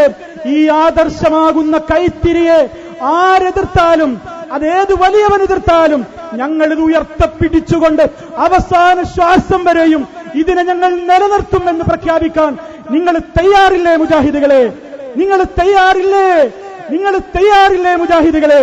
തയ്യാറാകണമെന്നാണ് എനിക്ക് വിനീതനായ നിങ്ങളുടെ ഒരു കൂട്ടുകാരൻ എന്ന് എനിക്ക് എന്റെ ഉമ്മപെങ്ങന്മാരോട് പറയാനുള്ളത്. ഈ ആദർശ പ്രസ്ഥാനത്തിന് ഒന്നും സംഭവിക്കില്ല, ആദർശ പ്രസ്ഥാനത്തിന് ഒന്നും സംഭവിക്കില്ല. ഈ ആദർശം അതിന്റെ ശക്തമായ നിലക്ക് സമൂഹത്തിന്റെ മുമ്പിലേക്ക് ഇനിയും മുന്നോട്ട് പോകും. ശിർക്കുണ്ട് എന്ന് ഉണ്ടെങ്കിൽ ആ നിലക്കുള്ള ചർച്ചകൾക്ക് ഇനി വാതിലടക്കരുതെന്നാണ് ഇനിയും പറയാനുള്ളത്. പഠനങ്ങൾ നടക്കട്ടെ. നമ്മൾ എന്തിന് ഗൾഫിലെ പണ്ഡിതന്മാരെ ഭയപ്പെടണം? അവര് പറഞ്ഞത് മുഴുവൻ എണ്ണാക്കുതരാതെ വിഴുങ്ങണമെന്ന് ഞാൻ പറഞ്ഞു. ഗൾഫ് പണ്ഡിതന്മാരുടെ മുമ്പിൽ പോയിട്ട് ചർച്ച ചെയ്യുന്നതിന് ആരോടാണ് അച്ചാരം വാങ്ങിയെന്നാണ് നിങ്ങൾ പറയുന്നത്? ഞാൻ ആരോടും അച്ചാരം വാങ്ങിയിട്ടില്ല. ഗൾഫിലുള്ള പല പണ്ഡിതന്മാരുമായും ഫോണിലും നേരിട്ടുമൊക്കെ സംസാരിക്കുമ്പോൾ അതെ, നമുക്കെല്ലാം പരിചയമുള്ള സൗദി അറേബ്യയിൽ ഇസ്ലാഹി സെന്ററുകളുടെ കോർഡിനേറ്റർ ആയിക്കൊണ്ട് ബഹുമാന്യനായ AP കൊല്ലങ്ങൾക്ക് മുമ്പ് നിശ്ചയിച്ചിട്ടുള്ള ബഹുമാന്യനായ വ്യക്തിത്വമല്ലേ ഈദാൻ എന്ന് പറയുന്ന ആ സൗദി അറേബ്യയിലുള്ള പ്രമുഖനായ വ്യക്തി, അദ്ദേഹം ആവശ്യപ്പെട്ടില്ലേ നമ്മോട്? പലരും ആവശ്യപ്പെട്ടില്ലേ? അവരാവശ്യപ്പെട്ടതല്ലേ? നമുക്കെന്താ പോയിക്കൂടെ? അവര് പറയുന്നത് നമ്മുടെ പ്രശ്നങ്ങൾ ഇങ്ങനെയുടെ ചർച്ചയ്ക്ക് വേണ്ടി ഞങ്ങൾ വരാൻ സന്നദ്ധരാണെന്ന്. അവിടുത്തെ മിനിസ്ട്രിയിലേക്ക് കത്തയച്ചാൽ ആ മിനിസ്ട്രി നമ്മെ സ്വീകരിക്കും, അവരുടെ ചെലവിൽ എന്ന് വരെ പറഞ്ഞിട്ട് നിങ്ങൾ വരണം, നിങ്ങൾ ഈ വിഷയത്തിൽ ചേരിതിരിഞ്ഞ് പോരിനിറങ്ങരുത്, വാദപ്രതിവാദം നടക്കരുത് എന്നൊക്കെ പറഞ്ഞു. എന്നും ഐക്യത്തിന് വേണ്ടി മാത്രമേ ഈ ഉള്ളവൻ ശബ്ദിച്ചിട്ടുള്ളൂ. എറണാകുളത്ത് വെച്ച് ചേരിതിരിഞ്ഞ് രണ്ടു കൂട്ടരും ശിർക്കിന്റെ പേരിൽ വാദപ്രതിവാദം നടക്കാൻ പോകുന്നു എന്ന് കേട്ടപ്പോൾ രണ്ടു പക്ഷത്തുമുള്ള എന്റെ ബഹുമാന്യരായ സ്നേഹിതന്മാരെ ഞാൻ വിളിച്ചിട്ടുണ്ട്. എന്റെ സ്നേഹിതന്മാരെ ഞാൻ രണ്ടു പക്ഷത്തുമുള്ളവരെ വിളിച്ചിട്ടുണ്ട്. നേരം പുലരുവോളം ഉറക്കമൊഴിച്ചുകൊണ്ട് ഞാൻ അവരോട് കരഞ്ഞു പറഞ്ഞിട്ടുണ്ട്, ഈ സംവാദം നിങ്ങൾ നടത്തരുത്, ഇത് നമ്മൾക്ക് ഗുണം ചെയ്യില്ല, നമുക്കിത് ഉള്ളിൽ ചർച്ച ചെയ്യാം, ഇത് നടക്കരുതേ എന്ന് ഈ ഉള്ളവൻ ആവശ്യപ്പെട്ടു. ബഹുമാന്യനായ എന്റെ TPയെ വിളിച്ചുകൊണ്ട് കരഞ്ഞുകൊണ്ട് ഞാനന്ന് രാവിലെ സംസാരിച്ചിട്ടുണ്ട്. ബഹുമാന്യനായ സക്കരിയ സലാഹിയെ വിളിച്ച് സംസാരിച്ചിട്ടുണ്ട്. അതുമായി ബന്ധപ്പെട്ട എറണാകുളത്തൊരു വ്യക്തിയുമായി ഞാൻ വിളിച്ച് സംസാരിച്ചിട്ടുണ്ട്. ബഹുമാന്യനായ എന്റെ അനസ് മുസ്ലിയാരോട് ഞാൻ സംസാരിച്ചിട്ടുണ്ട്. അങ്ങനെ പലരുമായും ഞാൻ സംസാരിച്ചിട്ടുണ്ട്. എന്തിനു വേണ്ടി? നാം തമ്മിൽ തല്ലണം എന്ന് പറയാനല്ല. തല്ലരുതേ, നമ്മൾ ഭിന്നിക്കരുതേ, അതിന് മാത്രം ഒരു പ്രശ്നം ഇതിലില്ല. ഏതോ ചാരന്മാര് 2002 ശേഷം മുശ്രിക്കുകൾ തന്നെ എന്ന് പറഞ്ഞുകൊണ്ട് അബ്ദുസ്സലാം സുല്ലമി കുബൂരികളുടെ പത്രത്തിൽ അഭിമുഖം കൊടുത്തുകൊണ്ട് നമ്മെ മുഴുവൻ മുശ്രിക്കുകളാക്കി. മൗലവി ഭാഗം എന്ന് പറഞ്ഞാൽ ബഹുമാന്യനായ എന്റെ AP അബ്ദുൽ ഖാദർ മൗലവി നേതൃത്വം കൊടുക്കുന്ന ആ മുജാഹിദ് പ്രസ്ഥാനം കടുത്ത മുശ്രിക്കുകളാണെന്ന് പറഞ്ഞുകൊണ്ട് കുബൂരികൾക്ക് അഭിമുഖം കൊടുത്തപ്പോൾ നമ്മൾ ഒന്നായിരുന്നുകൊണ്ട് പോരാടിക്കൊണ്ട് നമ്മൾ പറഞ്ഞു, ഇല്ലടാ, ഇല്ല, ഞങ്ങളിൽ ഒരാളും ശിർക്ക് ചെയ്യുന്നില്ല, ഞങ്ങൾക്ക് ആ വാദമില്ലെന്ന് നമ്മൾ ഒന്നിച്ചു പറഞ്ഞിട്ട് പിന്നെ ഇതിലുണ്ടായ മറ്റൊരു പ്രത്യേകമായ ഒരു ചേരിതിരിവ്, പ്രിയമുള്ളവരെ, നമുക്കത് ഗുണം ചെയ്യുമോ? നാം വളരെ ആത്മാർത്ഥമായി ആലോചിക്കണ്ടേ? അതുകൊണ്ട് ഹുസൈൻ സലഫി അവിടെ അപശബ്ദമുണ്ടാക്കി പറയേണ്ടതല്ലാത്തൊരു കാര്യം പറഞ്ഞു എന്നാണ് പറയുന്നത്. പലർക്കും പല അഭിപ്രായമാണ്. അയാളുടെ ധിക്കാരം, അയാളുടെ അഹങ്കാരം, അയാൾ പറയരുതാത്തത് പറഞ്ഞു. നിങ്ങളൊന്ന് കൂടിയാലോചിക്കണ്ടേ? ഞാൻ എന്താ കൂടിയാലോചിച്ചിട്ട് പറയേണ്ടത്? ഇവർ പിരിച്ചുവിട്ട എന്തിനാന്നുള്ളതാ ഞാൻ പറയുന്നത്. ഞാനത് ഇന്നും പറയുന്നില്ല. ആ വിഷയത്തിൽ പിരിച്ചുവിടലും പിരിച്ചുവിടാതിരിക്കലും ഒക്കെ നേതൃത്വത്തിന്റെ അധികാരത്തിൽപ്പെട്ടതാണ്. ഞാനത് പറയാൻ ആളല്ല. പക്ഷേ ഈ കുട്ടിയെ നിങ്ങൾ അറുക്കരുത്. ലാ ഇലാഹ ഇല്ലല്ലാഹ് മുഹമ്മദുർ റസൂലുള്ളാഹ് കേട്ട് വളർന്ന മുജാഹിദ് പ്രസ്ഥാനമാകുന്ന വടവൃക്ഷത്തിന്റെ കൊമ്പുകളും ചില്ലകളും ഒരുപാട് കിളികൾ വന്ന് കളകളാരവം മുഴക്കിയിട്ട് ആദർശത്തിന്റെ പടപ്പാട്ട് പാടിയിട്ട് ഒരുപാട് ശിർക്കിന്റെ കോട്ടകത്തളങ്ങളിൽ നിന്ന് ഒരുപാട് ആളുകൾ ഈ വൃക്ഷത്തിൽ നിന്ന് പഴം തിന്നാൻ വേണ്ടി ഇങ്ങോട്ട് കടന്നു വന്നിട്ടുണ്ട്. അതിന് കാരണക്കാരായ ആ കിളികളിരിക്കുന്ന ചില്ലകളെ വെട്ടിമുറിക്കരുത് നേതാക്കളെ. വിനീതമായ അഭ്യർത്ഥനയാണ്. ഈ വടവൃക്ഷത്തെ കൊത്തിമുറിക്കല്ല. നമ്മൾ ഒന്നാണ് മുജാഹിദുകളെ. നമ്മൾ എന്ത് തർക്കമുണ്ടെങ്കിലും എത്രത്തോളം വിട്ടുവീഴ്ചക്ക് പോയാലും നാം ശ്രദ്ധിക്കേണ്ടതുണ്ട്.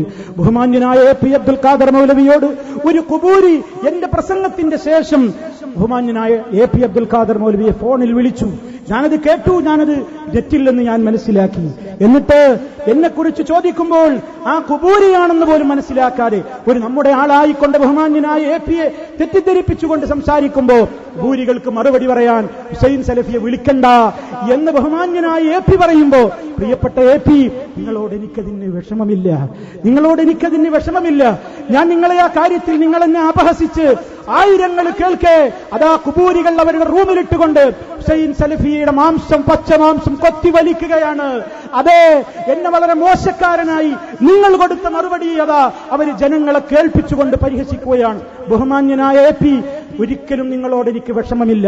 പക്ഷേ ഒരുപാട് ആളുകൾക്ക് തൗഹീദിന്റെയും സുന്നത്തിന്റെയും ശബ്ദം കിട്ടാൻ കാരണമായ ആ നാവുകൊണ്ട് നിങ്ങൾ ആദർശ പ്രസ്ഥാനത്തിന്റെ ആളുകളെ, എന്നെയല്ല ഞാനും നിങ്ങളും അടങ്ങുന്ന ആദർശ പ്രസ്ഥാനത്തിന്റെ ആളുകളെ വേദനിപ്പിക്കാൻ കുബൂരികൾക്ക് നിങ്ങൾ കൊടുക്കരുതായിരുന്നു എന്ന വിനീതമായ ഒരു അപേക്ഷ മാത്രമേയുള്ളൂ. അല്ലാഹു നിങ്ങൾക്കും നമുക്കെല്ലാവർക്കും തൗഹീദിന്റെ പാതയിൽ ഒന്നിച്ചു മുന്നേറുവാനുള്ള ആഫിയത്തും ദീർഘായുസ്സും നൽകിക്കൊണ്ട് അനുഗ്രഹിക്കുമാറാകട്ടെ എന്ന് പ്രാർത്ഥിക്കുവാനല്ലാതെ അത് ശബ്ദമായി ഒന്നും പറയാൻ ഞാൻ ഉദ്ദേശിക്കുന്നില്ല. എന്റെ പ്രിയമുള്ളവരെ, നമ്മെ സംബന്ധിച്ചിടത്തോളം നാം ഒരിക്കലും, ഞാൻ വീണ്ടും വീണ്ടും ആവർത്തിക്കുന്നതാണ്, എന്തോ എന്ന് എനിക്കറിയില്ല, എന്റെ മനസ്സിൽ നിന്ന് പിന്നെയും ആ വികാരം തന്നെയാണ് അണപൊട്ടി ഒഴുകുന്നത്.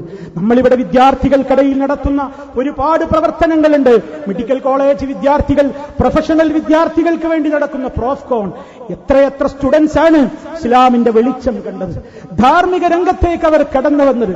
താടി നീട്ടിയ നിര്യാണിക്ക് മുകളിൽ വസ്ത്രം ധരിക്കുന്ന ഡോക്ടർമാരും എഞ്ചിനീയർമാരും ഉണ്ടായതിൽ പലർക്കും വലിയ മനസ്സാക്ഷിക്കുത്തും വിഷമവും തോന്നിയപ്പോഴും മുജാഹിദുകൾ മുഴുവൻ സന്തോഷിച്ചിട്ടേയുള്ളൂ ആ കുട്ടികളെ നോക്കിയിട്ട്. അതിന് കാരണമായത് നമ്മുടെ MSMന്റെ പ്രോഫ്കോൺ ആയിരുന്നു, CRE ആയിരുന്നു, ഹൈസക് ആയിരുന്നു, അതുപോലെ തന്നെ ഇല്ലൂമിനയായിരുന്നു.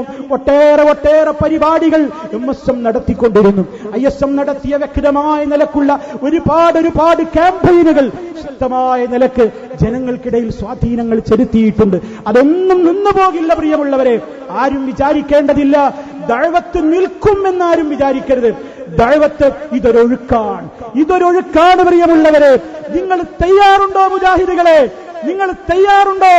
ഈ ദഅവത്തിന്റെ ഈ ഒഴുക്ക് ആരൊരു ഗ്ലാസ് വെള്ളം മുക്കിയിട്ട് തടയിടാൻ തയ്യാറായാലും അരുതേ. ഈ മലവെള്ളപ്പാച്ചിൽ ശിർക്കിന്റെ കോട്ടകൊത്തളങ്ങൾക്കെതിരെ തൗഹീദിന്റെ ഏറ്റവും വലിയ പടഹധ്വനി മുഴക്കിക്കൊണ്ട്, സുന്നത്തിന്റെ പടഹധ്വനി മുഴക്കിക്കൊണ്ട്, ബിദഅത്തിന്റെ മൺചിറകൾക്കെതിരെ ഈ ശക്തമായ കൂലംകുത്തി ഒഴുക്ക് തടയാൻ ആർക്കും സാധ്യമല്ല. സാധ്യമാണോ മുജാഹിദുകളെ? സാധ്യമല്ല. അല്ലാഹു അക്ബർ. അള്ളയാണ് നമ്മുടെ കൂടെയുള്ളത്. പടച്ചവന്റെ കാവൽ നമുക്കുണ്ടാകും. നമുക്ക് ആരോടും വിദ്വേഷം വേണ്ട, ആരോടും നമുക്ക് വെറുപ്പില്ല.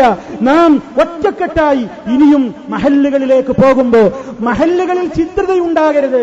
നമ്മൾ നടത്തുന്ന ഇനി ഞങ്ങൾ എന്ത് പെരുവഴിയില്ലെന്ന് ഒരാൾക്കും തോന്നിപ്പോകരുത്. പെരുവഴിയിലല്ല, ഏകനായി പുറത്തേക്കിറങ്ങിയ ആരാരും സ്വീകരിക്കാനില്ലാത്ത നമ്മുടെ മുത്തുനേതാവ് ഖലീലുള്ളാഹ് അള്ളയുണ്ടായിരുന്നു കൂട്ടിന്. ഭദ്രമായ പരീക്ഷണത്തിന്റെ തീച്ചൂളയിലേക്ക് അക്ഷരാർത്ഥത്തിൽ എറിയപ്പെട്ടപ്പോഴും ജിബ്രീൽ അലൈഹിസ്സലാം വന്നുകൊണ്ട് വല്ല ഹെൽപ്പും വേണോ എന്ന് ചോദിച്ചപ്പോൾ ഹസ്ബിയല്ലാഹു വ നിഅമൽ വക്കീൽ, അല്ല മതി എന്ന് പറഞ്ഞ ആ മഹാനായ നേതാവ് ഇന്നും 5 നേരത്തെ നിസ്കാരങ്ങളിൽ ഹബീബ് സല്ലല്ലാഹു അലൈഹി വസല്ലമിന്റെ പേര് പറഞ്ഞാൽ ഉടനെ മുസ്ലിം ലോകം പേര് പറയുന്ന നേതാവാണ് ഖലീലുല്ലാഹി ഇബ്രാഹിം അലൈഹിസ്സലാം. അതുകൊണ്ട് ആദർശത്തെ സ്നേഹിക്കൂ പ്രിയമുള്ളവരെ. തൗഹീദിൽ നമുക്ക് തെറ്റുപറ്റിയിട്ടില്ല. അത് മുറുകെ പിടിച്ചുകൊണ്ട് മുന്നോട്ട് പോകൂ. ഒരു സ്ഥലത്തും നമുക്ക് ജിന്ന് വേണ്ട പ്രാർത്ഥിക്കാൻ. കുളിക്കടവിലും പുഴക്കടവിലും ഏത് സ്ഥലത്തും വിജനപ്രദേശത്തും ജനപ്രദേശത്തും ഒരു സ്ഥലത്ത് വെച്ചും ഒരു ജിന്നിനോടും പ്രാർത്ഥിക്കാൻ പാടില്ല. പാടുണ്ടോ മുജാഹിദുകളെ? പാടുണ്ടോ? ആരെങ്കിലും അങ്ങനെ വിളിക്കുന്നവരുണ്ടോ? ഏതെങ്കിലും ഒരു കുഞ്ഞു മുജാഹിദ് ഇന്ന് വരെ ഒരു പുഴക്കരയിലോ ഒരു കുളിക്കടവിലോ ഒരു വിജനപ്രദേശത്തോ ജിന്നെ കാക്കണേ എന്ന് വിളിച്ചിട്ടുണ്ടോ? അത് ആരോപണമല്ലേ? അതേ മുജാഹിദുകളെ, ആ ഒരു ആദർശ ധീരതയോടുകൂടി പടച്ച റബ്ബിന്റെ കാവലോർത്തുകൊണ്ട് മുന്നോട്ട് പോകൂ മുജാഹിദുകളെ. തളരാൻ പാടില്ല. ഈ ആദർശത്തിന്റെ കൈത്തിരി എനിക്കും നിങ്ങൾക്കും ഏത് നിമിഷം വേണ്ട എന്ന് തോന്നുന്നുവോ, നിങ്ങൾ പിന്മാറുന്നുവോ, യസ്തബ്ദിൽ ഖൗമൻ ഗൈറക്കും, നിങ്ങളല്ലാത്തൊരു കൂട്ടരെ പടച്ചോനുണ്ട് കൊണ്ടുവരും. നിങ്ങൾക്ക് വേണ്ടെങ്കിൽ നിങ്ങൾക്ക് പോകാം. വേണ്ടുന്നവരെ അല്ലാഹ് കൊണ്ടുവന്നു തരും. ഇതിവിടെ നിലനിൽക്കും. ലാ ഇലാഹ ഇല്ലല്ലാഹ് മുഹമ്മദുർ റസൂലുള്ളാഹി എന്ന ആദർശം ഇവിടെ നിലനിൽക്കും. അതിനേത് വില കൊടുക്കേണ്ടി വന്നാലും അത് നിലനിൽക്കും. അള്ളാഹുവിന്റെ കാവലുണ്ടാകും. തെറ്റിദ്ധരിച്ച് നിൽക്കുന്ന ആയിരങ്ങൾ ഉണ്ടാകാം. നിങ്ങൾ ആ വികാരം മനസ്സിലാക്കണമെന്നാണ് ഇപ്പോഴും ഞാൻ ഒരു നേതൃത്വത്തെയും കുറ്റപ്പെടുത്തിയല്ല ഞാൻ പറയുന്നത്. എന്റെ വേദന, അതെന്റെ വേദന ഞാനല്ലാതെ ആര് പറയാനാണ്? ഞാൻ ആ ഒരു 6 മിനിറ്റ് സംസാരിച്ചതിന് 1.5 ദിവസത്തെ മുഴുവൻ പ്രഭാഷണങ്ങൾ, ഒരു ദിവസത്തെ മുഴുവനും ഒരു രാത്രിയുടെ ഏതാനും ഭാഗങ്ങളും എന്നെ ഇങ്ങനെ കൊത്തി വലിക്കാൻ മാത്രം എന്ത് അപരാധമാണ് ഞാൻ ചെയ്തതെന്റെ മുജാഹിദുകളെ? ഒന്നിക്കണം എന്ന് പറഞ്ഞത് അപശബ്ദമാണോ?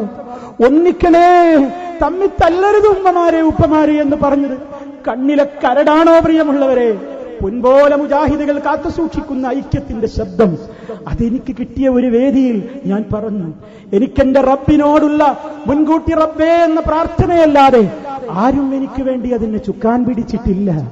ഞാൻ ആർക്കും വേണ്ടി അതിനുവേണ്ടി വാക്ക് കൊടുത്തിട്ടും പോയതല്ല. എന്റെ മനസ്സിന്റെ വിചാരമാണ് ഞാൻ അവിടെ പ്രതിഫലിച്ചത്. ആ വിചാരം ഏറ്റെടുത്തവരാണ് നിങ്ങൾ. അതുകൊണ്ട് എന്റെ പ്രിയമുള്ള സഹോദരങ്ങളോട് എനിക്കിപ്പോഴും പറയാനുള്ളത്, ആദർശരംഗത്ത് നമുക്ക് വിട്ടുവീഴ്ചയില്ല. നമ്മുടെ കഴിഞ്ഞ സമ്മേളനത്തെ നമ്മുടെ ശത്രുക്കൾ എന്ന് പറയുന്നവർ വിലയിരുത്തിയത് നിങ്ങൾ കേട്ടോ? ജമാഅത്തെ ഇസ്ലാമിക്കാർ പ്രബോധനത്തിൽ ലേഖനം എഴുതി. എന്താ ലേഖനം എഴുതിയത്? നമ്മുടെ ഈ കഴിഞ്ഞ സമ്മേളനത്തെ വിലയിരുത്തിക്കൊണ്ടവർ ലേഖനം എഴുതിയത് എന്താണെന്നറിയോ?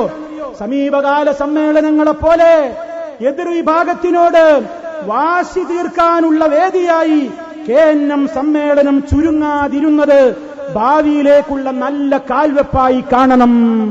എന്താ പറഞ്ഞത്? മുജാഹിദ് സമ്മേളനത്തിൽ എതിരാളികൾക്കെതിരെ ഒരക്ഷരന്മാരും മിണ്ടിയില്ല, ഖുബൂരികൾക്കെതിരെ പ്രസംഗമുണ്ടായില്ല, ജമാഅത്തെ ഇസ്ലാമിയുടെ ഇസ്ലാം വിരുദ്ധ ആദർശങ്ങൾക്കെതിരെ പ്രസംഗമുണ്ടായില്ല, ഹദീസ് നിഷേധികൾക്കെതിരെ സംസാരമുണ്ടായില്ല. അങ്ങനെ എല്ലാവരെയും സന്തോഷിപ്പിക്കുന്ന നിലക്ക്, എത്രത്തോളം എന്നാൽ കാട്ടുകുബൂരിയായി അറിയപ്പെടുന്നയാളുടെ പിന്നിലും പോയി നിസ്കരിച്ച് കെട്ടിപ്പിടിക്കാമെന്നവരെ കള്ളക്കഥകൾ കൊണ്ട് പ്രോത്സാഹനം നടത്തിയ ഒരു സമ്മേളനം. പ്രിയമുള്ളവരെ, ആ നിലക്ക് ഒരു സമൂഹത്തിന്റെ മുമ്പിലേക്ക് ഈ ഒരു ആദർശവും മെസ്സേജും കൊടുത്തുകൊണ്ട് പിരിഞ്ഞുപോയാൽ സഹോദരങ്ങളെ, ജമാഅത്തുകാര് വലിയ സന്തോഷത്തിലാണ്. ആരെയൊന്നും പറയാത്തൊരു സമ്മേളനമായി നല്ല കാൽവെപ്പാണ്. പ്രിയമുള്ളവരെ, വ്യക്തിപരമായി ആരെയും പറയാൻ നമ്മൾ ആളല്ല. പക്ഷേ ആദർശം അത് ഞാൻ പറഞ്ഞാലും ആര് പറഞ്ഞാലും ആദർശത്തിനാണ് മേന്മയുള്ളത്. ആ ഒരു പ്രത്യേകമായ കൈക്കരുത്തോടുകൂടെയല്ല, മനക്കരുത്തോടുകൂടെയാണ് നമ്മൾ മുന്നോട്ട് പോകുന്നത്. നമുക്ക് കൈക്കരുത്തല്ല ഉള്ളത്, നമുക്ക് ആൾബലമല്ല ഉള്ളത്, ആയുധബലമല്ല ഉള്ളത്, അംഗബലമല്ല ഉള്ളത്, ഒരു നിലക്കുള്ള ഭൗതികമായ ബലങ്ങളുമല്ല നമ്മെ നയിക്കുന്നത്. അല്ലാഹ് നിനക്ക് വേണ്ടിയാണ് ഞങ്ങൾ എന്ന പ്രാർത്ഥന, ആ പ്രതീക്ഷ, അവന്റെ മുമ്പിൽ മാത്രം മനസ്സു തുറക്കുന്ന ആ ഒരു പ്രതീക്ഷ, ആ പ്രതീക്ഷയോടെ പ്രിയമുള്ളവരെ നാം പിരിഞ്ഞു പോകണം. ഞാൻ ഇനി അധികം ദീർഘിച്ച് സംസാരിക്കുന്നില്ല, ഞാൻ കൂടുതലായി ഇനിയും സംസാരിക്കുന്നില്ല.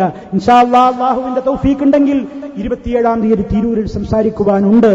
അതെ, അല്ലാഹു റബ്ബുൽ ആലമീൻ ഈ തൗഹീദി പ്രസ്ഥാനത്തിന്റെ ആദർശ രംഗത്ത് അടിയുറച്ചു നിന്നതിന്റെ പേരിൽ വേദികൾ കുറയുമെന്ന് പലരും പറയുന്നു. ഇനി ഇയാൾക്ക് വേദി കിട്ടില്ലെന്ന് പറയുന്നു. എനിക്കതിലും വിഷമമില്ല. എന്നെ ഇഷ്ടമുള്ളവർ വിളിച്ചാൽ മതി.